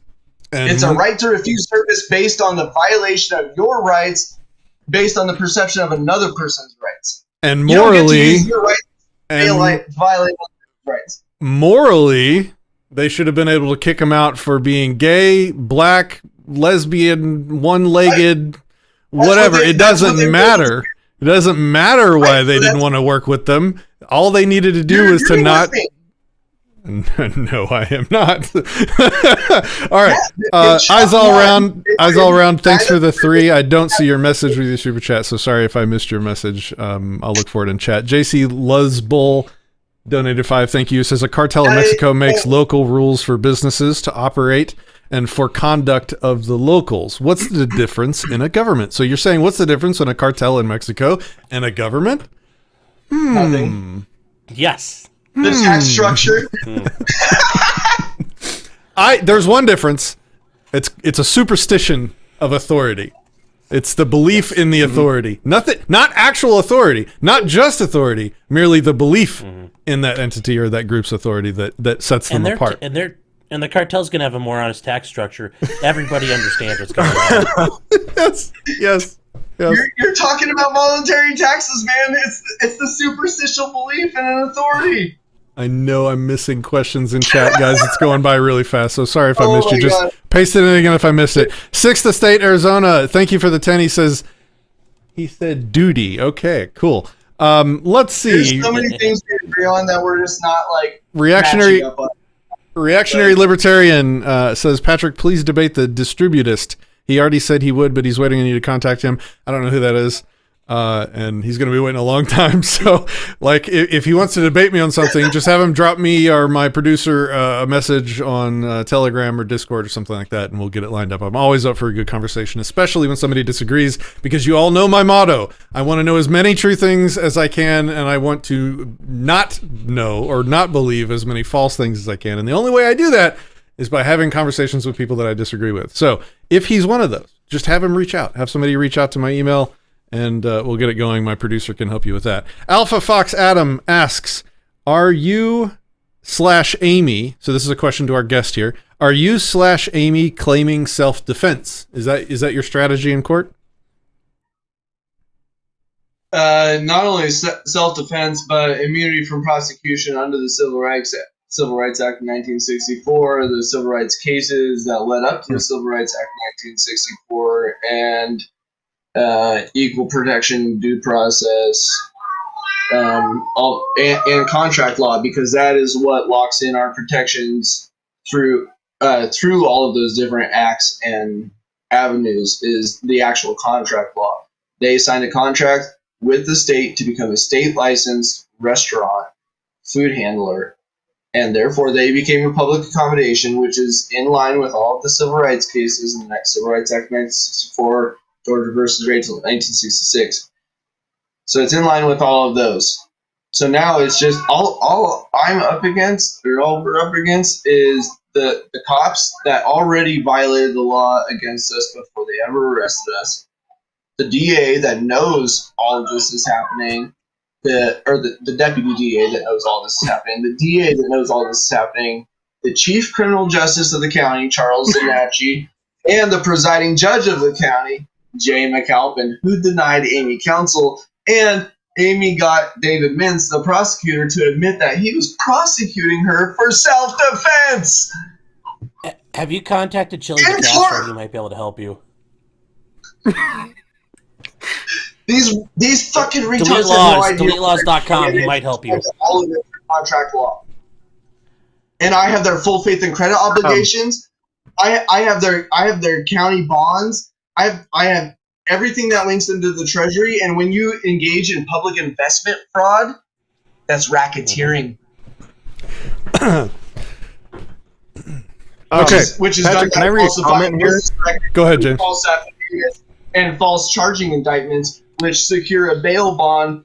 Go ahead, James. And then you extort Verdizo that money through operator in the comments said tweakers are not a protected class. No, they are. The individual is a protected class. Oh, I like that. I like that. I do like It's that. a heavy The hitter, individual isn't it? is a protected The class. individual is a protected class. Okay, I got some more questions. Let's see. It's me, the guy asks, did anyone, excuse me. It's me, the guy says, did anyone ask if she agreed to any of the terms he's applied to her?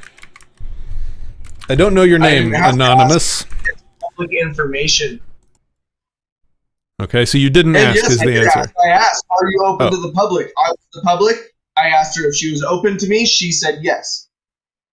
And then she said, join action, hold on, but the state requires. I am acting in agency of the state based on the either acquiescence or coercion of the state. Either way, it's criminal liability. But she has a defense to the coercion if it was negligible. James. I think that was an excellent question. And Patrick, what do you think about me trying to reach out to the cookie shop owner so we can have her on the show and ask if she understood the fraudulent contract that she was under? I guarantee she did not. I'd be happy to chat with her. In fact, she living in Oregon, she's probably a commie. So it might be an interesting discussion. Well, seeing the sign on her door kind of indicates that. Oh, I missed the sign. What was it? The no justice, no peace, like, please don't burn down my store sign. Oh, that could have been defensive, though. Okay, so yeah, That's what I mean. I think that was a contract, right? Yeah. Oh, yeah, I see it. Yep. I do want to speak to her a little bit. So I do think she was coerced. I do think she was under duress. I do think she was an oppressor, but I do not think she needed to enact violence in order to get her way. She could have used the phone. She could have called the very same cops that were right around the corner to the left there as we're walking up here. She could have done all of those different things without any violence taking place. So there's a fine line between, like, we wanted to help her and we were bringing her all this information. We were showing her how she, in her even in her public accommodation status, could stand up to the coercion of the state to force people to wear masks and refuse them service based on the state's instruction. Like, that's all we were there for. We just wanted her business to succeed because we knew businesses were getting shut down because they were forcing masks on people. Yep. Like cops who show up to a mental health call. They're just there to help. And then they shoot everybody, you know? If you've been following woke culture at all, everything woke is fucking dying. Like, it's just happening, whether you like it or not. And that's essentially what's happening here, is she engaged in the woke culture before it was dying, and all we wanted to do was be like, hey, you're engaging in this culture before you even realize what's happening. That's why we took identifying flyers and the very same laws that we were going to cite to her in there. Not so that we could prove her wrong, but so that we could prove her right in not wanting to force her customers to wear masks so that they could smell her cookies. We don't want her to fucking bring a bout out against anybody for coming in there to pay her money. That's retarded. That's beyond any libertarian or patriotic or conservative Republican argument you could even fucking get into. Like, why are you gonna? No, it sounds like that's her free will. Yes. It sounds like that's her free will to do something, as you said, retarded. I think that's it is up until the point of coercion. So that's what removes free will, is that you're doing it under threat and duress. So again, she tells you to leave by the state. Kate Brown, that's why she said, well, the state required. She was under threat of duress. She's telling you to leave and you telling her you know better. No, we went there to tell her that you don't have a right to tell us to leave, because the state does not have a right to tell you to tell us to wear masks. Okay, so she told you to leave by pointing and asking you to leave. Then she escalated by spreading her arms and stepping forward, telling you to leave her property again, and you didn't. And then following that, she feels like now she has to evict you from her property. So she goes and gets a weapon so she can do that more safely to herself rather than using her fists or body or hands or grabbing you. I see nothing at all morally wrong with this situation, and I hate to tell it. I hate to tell you guys, I think you're definitely in the wrong here. I think it's as clear as day. So I would agree with you if we had been committing a crime, which is the impression she was under duress. You were committing a moral crime the moment you didn't leave. No, because that's not a crime. It's immune from prosecution under the Civil Rights Act of 1964 and your contract to become a public business. Moral. So I said moral crime. Moral. Right. So there's a distinction between what is morally correct and what is legally correct. And I agree with you, but what the courts are going to see is what is legally correct. And the response to her non-physical escalation was for Amy to shove her. If she wants to be morally correct in her position, she has to structure her business in the correct manner. Most people think that the initiate. Okay, I'm sorry, I got to mute you again. Most people think that the initiation of aggression in the situation was this moment right here where Amy pushed the store owner. Mm-hmm. That's false. The initiation of aggression was not leaving when told to. Mm-hmm. You had captured now a part of her property and were using a part of that store's property without the owner's permission. That was the initiation of aggression. And it was to this lady's good graces that she escalated force as slowly as she did. Had this been Texas, you might have had a little rougher time here. Yes. So if you go back through had this been in Ohio, this would have been a little different too. See, this was extensively looked into during the civil rights cases, and they talked about whether or not the physical property was the same as the business enterprise property, and the physical property is not the same. The physical property is an avenue for the business enterprise property to navigate. And so you have to allow access to the physical property in order to access the business property. And Sean, can you elaborate on how this would have been different? And like I said, I'm not necessarily against you guys. I'm just saying, in a lot of states, just in a lot of states in general, that person may more likely escalate force. Like there would have been some shoves, and the moment Amy pushes, there's somebody's trying to deck her. Like the fact she tried to be nice and try to block you guys and corral you out, that was very, very considerate of her. Also, had you tried this in probably other parts of Oregon, that would have gone a lot differently too. I think it does her political ideologies and her beliefs. She slowly escalated, and I think she did, the entire amounts of escalation. Now, her as pointing the bat and waving the bat, okay, that might be enough. That might be a bit. But her grabbing the bat after that point, saying, I'm escalating to the next level, okay. But yeah, try this in Arizona, Texas, New Mexico, anywhere rural, outside of most cities, and you guys would have, somebody been thumping your skull pretty quick. So I think you're lucky you did it in Eugene, Oregon. So if a public accommodation, a publicly open business that was open to the public said you can come in and purchase from me, and then pulled out also a gun hold on, let me finish. You can pause it. That part where the bat touched Amy, that wasn't even like a jab. That was just the bat was getting close, maybe poking. I don't know, but certainly that was not a violent act with the bat. That was merely just a "you need to understand I'm serious" moment. So that did not justify grabbing the bat and playing Rock'em Sock'em Robots. Well, again, I'm glad I'm not a lawyer, but there's a brandishing a weapon situation. See, here we go. I'm going to try and be a lawyer now. No, I'm not. I'm going to shut up and let the lawyer be a lawyer. But on YouTube. Brandishing a weapon is a use of force. I mean, that is displaying a weapon is part of a force continuum.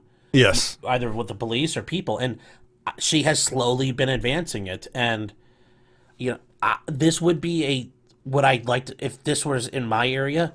Yeah, I think this would be a good, a hard case to try, but hard, a challenging one. But I just think this would be not one I would enjoy trying, just because it is really rough on the facts. No one would enjoy trying this. That's why they won't represent us. Well, if you end up with the public defender, they certainly will be obligated to represent you. Or if you hire an attorney, they'll do it. I mean, I'm gonna. They don't want to represent you, or just you're been frustrating with them and not cooperating with them, because that's a separate matter. Legal speculation for amateur legal opinion for Texas is that one of the justifications for use of deadly force is being afraid for your life in the face of multiple attackers. And the moment you got that bat away from her, now you're multiple attackers with a weapon. If she had a pistol and this was Texas, 100%. I bet that's an almost justifiable shoot. I mean, hell, Texas has castle doctrine, so I'm pretty sure she could have escalated at least this fast, if not more. But again, I'm an amateur.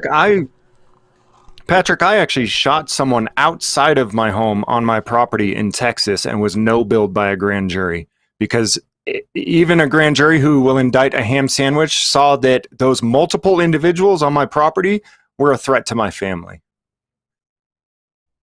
Yeah, it's dangerous, man. You're doing dangerous stuff. So yeah. I got to touch on 2 points there. Private property is castle doctrine. Castle doctrine does not apply to public accommodations. It applies to many businesses under state laws. Yes, it does. If there is a crime being committed. And trespass is a secondary crime. Trespass is a secondary crime. You cannot be trespassed for walking into a business that invited you in. That's fucking retarded. That's unconscionable. No libertarian could possibly get behind that. I'm going to invite you into my business. Why would any libertarian not allow me to use my bundle? And then for no reason, I'm going to charge you with a crime and enforce the police state power against you. I'm a libertarian. Let's fucking go. I never said. Me? I never said that. Fuck you guys would do that. No, I never said the cops should take care of it. Yeah. Right? Yeah, that's. But Deirdre didn't take care of it without the cops. So, She Paulie, the employed reason state's that power I against me. She did not bring it up in a civil lawsuit for damages or injuries incurred. There was nothing excess of police power in that situation. She employed police power against me on behalf of her licensure of the state to ensure that the state receives the biggest amount of benefits possible. Instead of saying, you know what, I'm not going to violate your rights to medical and bodily autonomy and just let you pay me money that the fucking state will take through taxes and benefit from. Instead, I'm going to charge you with a crime where the state can benefit far more and I don't get shit out of it. So, that sounds great. by the way, to the audience, the whole reason that this, the whole reason that this show ended up happening with this discussion is because I saw Amy online and somebody else I thought was trying to force their way onto private property, and I ended up calling Amy a quote commie bitch, and where that came was her belief that she had a right to somebody else's private property. So I think in conclusion, you do believe that you have the right to someone else's private property. And in conclusion, I would say, to me personally, that's no better than any filthy commie leftist out there. Yes. No, Physical I removal believe- maybe you should learn about that. So this is a very important distinction. I believe we, as Social Security account holders and birth certificate trust holders, SQA trust holders, all the people that were defrauded into all of this fucking fraud, through contract law and our right to remedy, we do have a contractual right to access the contracted public services by all these different private individuals. Now, if they want to run a truly private business through a PMA or some other business structure, that's fine. And they can discriminate as much as they want. The government has no control over that. But if you voluntarism to contract with the government, even if it is through your own ignorant deceit, you are choosing to let everybody else in until the fraud has been proven. What are you, retarded? So he is retarded. But what are you, Down syndrome?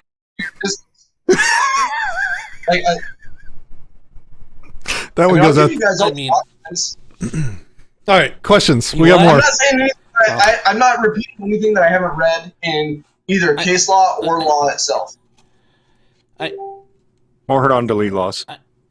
Monad asks, where do maps... It's in the Police Academy manual, it's in the field training manual, it's in their department policies, it's in their critical essential tasks and functions, it's in case law, it's in congressional acts, it's in international acts.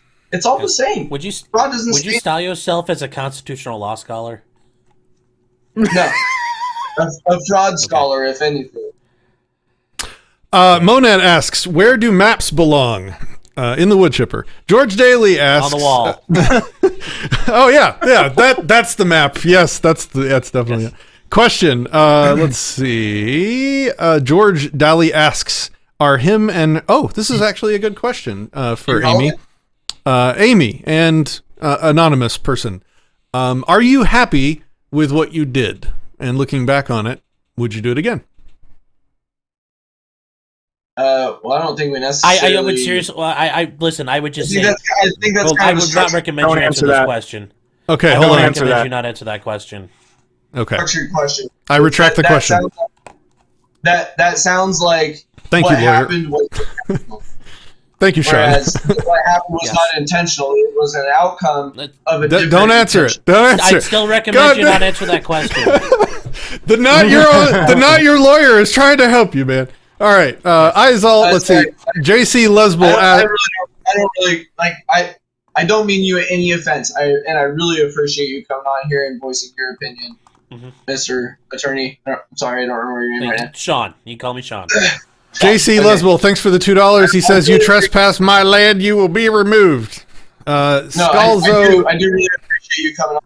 Scalzo Photo, thank you for the $20. He says, Clash of Magic Spells. Martin Luther King Jr. was successful only because he was nonviolent, as mindless police to use violence and fire hoses. Your point would have been stronger if you didn't fight the cookie lady, says Scalzo. Eyes all around. Thanks for the $2. He says, behavior of a squatter. I'm waiting for them in it. Okay, I don't know. What? Let me ask you this. What is your political what political label would you use for yourself? I would say that I don't really fit in one. I guess a constitutionalist, but I don't really subscribe to purely Republican, purely Libertarian, or pure Democratic ideologies. I think there are things about each of them that need to be implemented, and a lot of things about each of them that need to be flat out ignored. All right. So I have a hard time like placing myself, but I guess the roundabout way would be like 50% Republican, 50% Libertarian. But like, there's very few Democrat policies I agree with. I think weed should be a blanket medicine for everybody, which is kind of anti-conservative. It's pro-libertarian. So yeah, that's where I get lost in the percentages, is because like. Luke asks, all I am for is accountability for the people that are in positions of public trust, which is anybody licensed through the state who affects our full faith and credit obligations, which affects our social security trust, which affects how much debt we can discharge through those financial instruments. And discharging debt is what reduces the debt owed to the American people and increases the GDP. The more dollars you remove from circulation, the more valuable the dollar becomes. How do you remove dollars from circulation that aren't there already? You offset debt. Okay. Luke Pearson asks, how does Amy justify the push pre-bat? And so I think he's specifically talking about here, where we have the store owner trying to corral you guys out. And I think this is where Sean should say something again. Yeah. Oh, Yes, yeah. Okay. well, shit. Yeah. I would really recommend that Amy not answer that, and I would recommend you not answer that one either. But okay, I retract the question. I retract the question. Yeah. I would say I specifically relate. And this is a disclaimer for non-testimonial. I want to advise you, and this is not legal advice. It's worth what you've paid for it, but that will not, to disclaim this as non-testimonial, would not have any effect on a court. So I'm not a lawyer, but the reason that we're in that case, I would just say something real quick before you speak. I'm not a lawyer, but the reason they ask us not to speak about our own cases, and don't get me wrong, I despise most lawyers too. There are some guys like Sean that, he's in the system, he is doing what he can to help people, but I do have a handful of lawyers that I do use, and the reason they tell us not to speak on our own case is because what I've been told is that anything that I say, even here on this show, is testimony, whereas if somebody else is talking about it, it's hearsay. They'll take it and use it. This is a statement. This is a statement of a party opponent, and the prosecutor can use this against you. All right. Well, on that note, if it's not in the unlawful administration of judicial process, which is obstructing justice under ORS 162.235 Section 2, which I am exempt from if I am obstructing the unlawful administration of justice. Thank you. Well, hell, then you're exempt. Answer the fucking question. Go ahead, do it. No. Come on, this motherfucker's exempt from everything. Private property laws. Just fucking answer the question. Why the bitch push her? No, that's the best part. That's the best part. It's not what I'm exempt from. It's what all Oregonians are exempt from under the law that is written. This doesn't just apply to me or my case. If there is an unlawful administration of government process or judicial process, you have an accepted right to obstruct that. You do not have to acquiesce in fraud. Here's the thing people need to understand. Here's the thing people need to understand about these magic spells. I call them magic spells because they're not real. They only act in the world to the extent that people want them to act in the world. And that includes cops, that includes politicians, and that includes judges overseeing cases. They will follow the rules, they will follow the magic spells that they want to, and they will ignore the ones that they don't want to. So when people start quoting USC, blah, blah, blah, blah, blah, this is nonsense. The government does whatever the fuck it wants. The laws are there as a red herring to run cover while they run away with all of your money and power.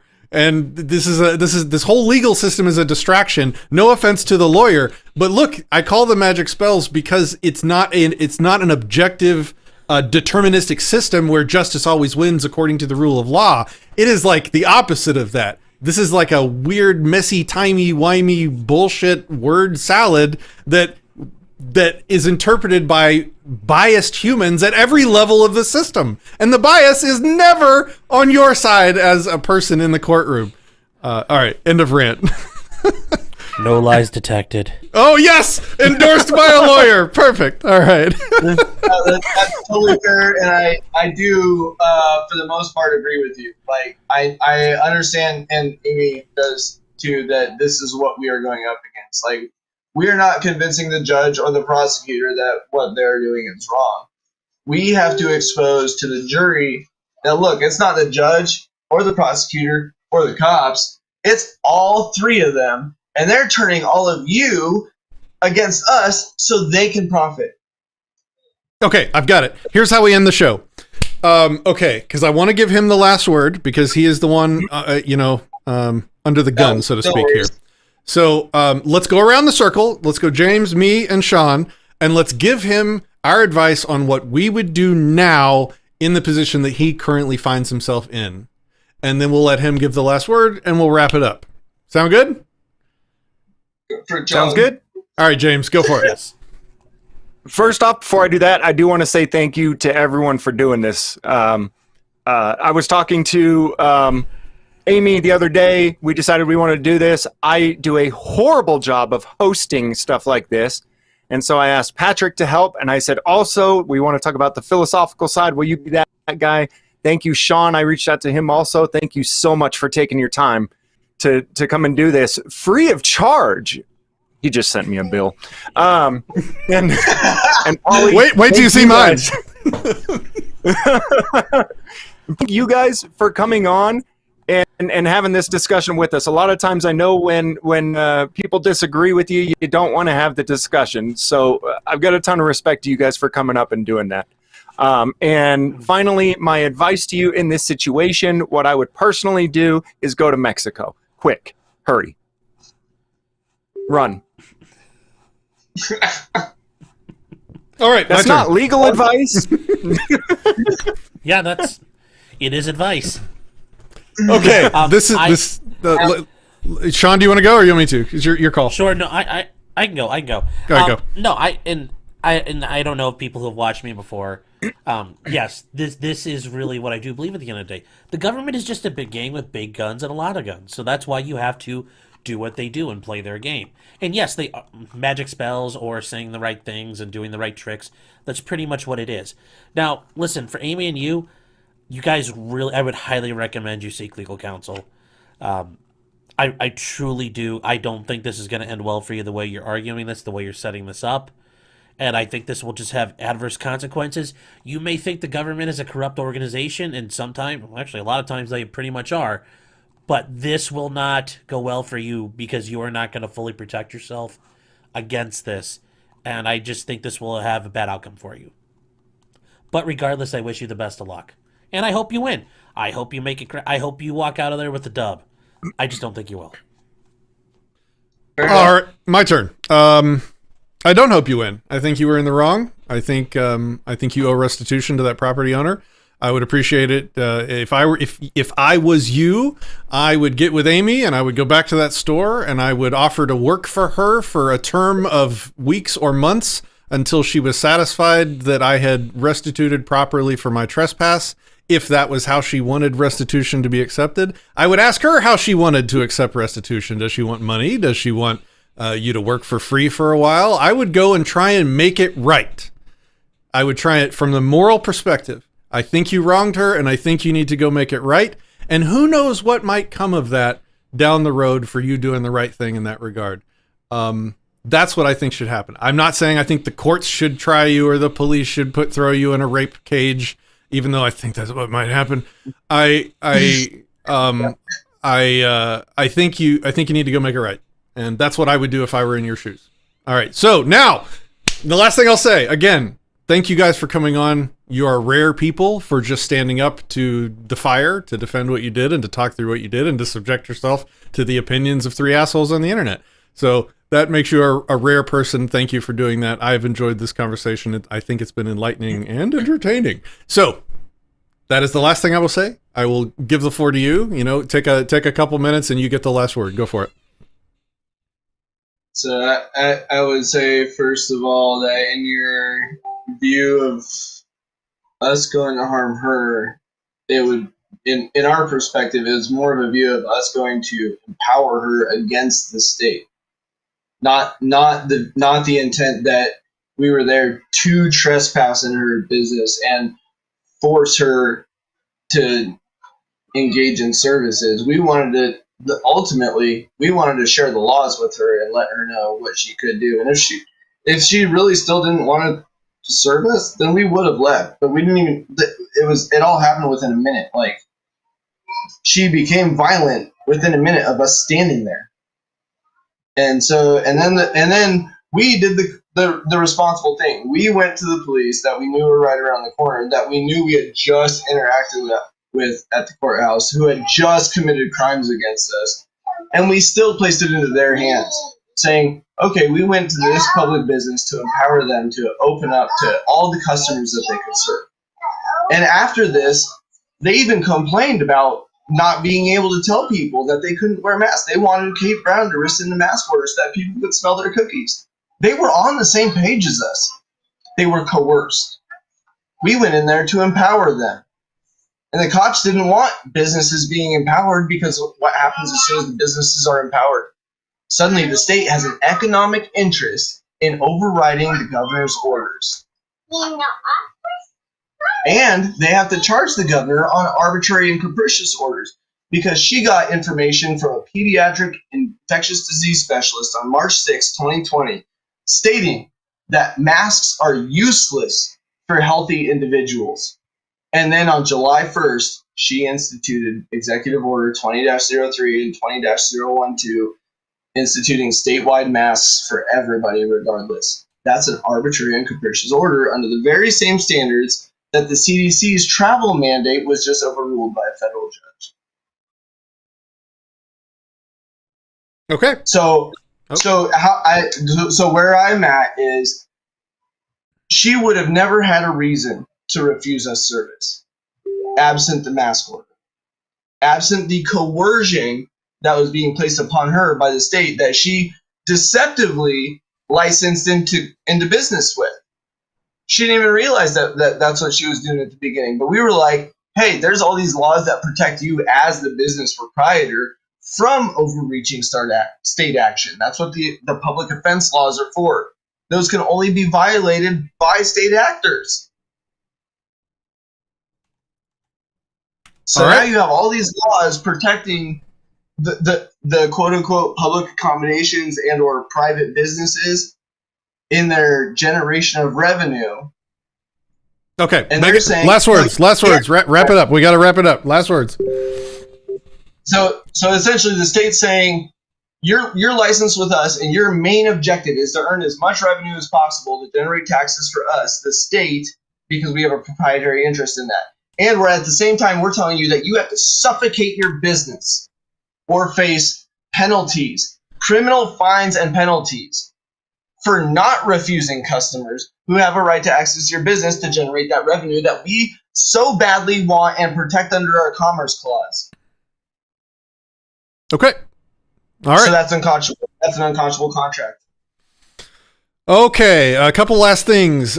Zane Tress says, yo, do I have your permission to re-upload this? Yes, of course, you don't need my permission. An intellectual property is not a valid form of property. KTB says, Disenthrall, will you share the link to the guy on the left? James, please give everybody your OnlyFans link. Yeah, throw it over here. Sorry, I'm muted. I thought we were going to be done. It's James Freeman on YouTube, and I do nude shows there too for members. And they are preem. Did he mean the other guy on the left? The guy on the other left? No. The next question was for JC Lusbull. He says, "I would like to get the lawyer's info who's in this podcast." So why don't you give us your info, sir? Okay. Yeah. He says he wants my information via Discord. Hold on. I'll put my Discord link in the chat. Okay. And you can get a hold of me there. Yeah. Finally got that set up and not like a boomer anymore. There you go. Though I have a new hosting company I'm starting soon to host a product called Rift. This is I'm just kind of announcing this low key right now. The product is called Rift. It's an end-to-end encrypted self-hostable Discord replacement. So if you want to host communities and be free of fear of being banned by Discord or censored, in a few months we'll have a really good product for you. Oh, that sounds good to me. Okay, everybody. Hey, Sean, do you mind if I ask what state you're in? Yes, Ohio. Ohio? Cool. Actually, a lot of our Oregon law comes from Ohio. All right. Thanks, everybody, for watching. This has been wild. Sean, thanks for joining us. James, thanks for putting all this together. Anonymous guy, thanks for standing up and being here. And everybody in the chat, you've been awesome. Thanks for your super chats, and thanks for hanging out. We will see you later. Take it easy.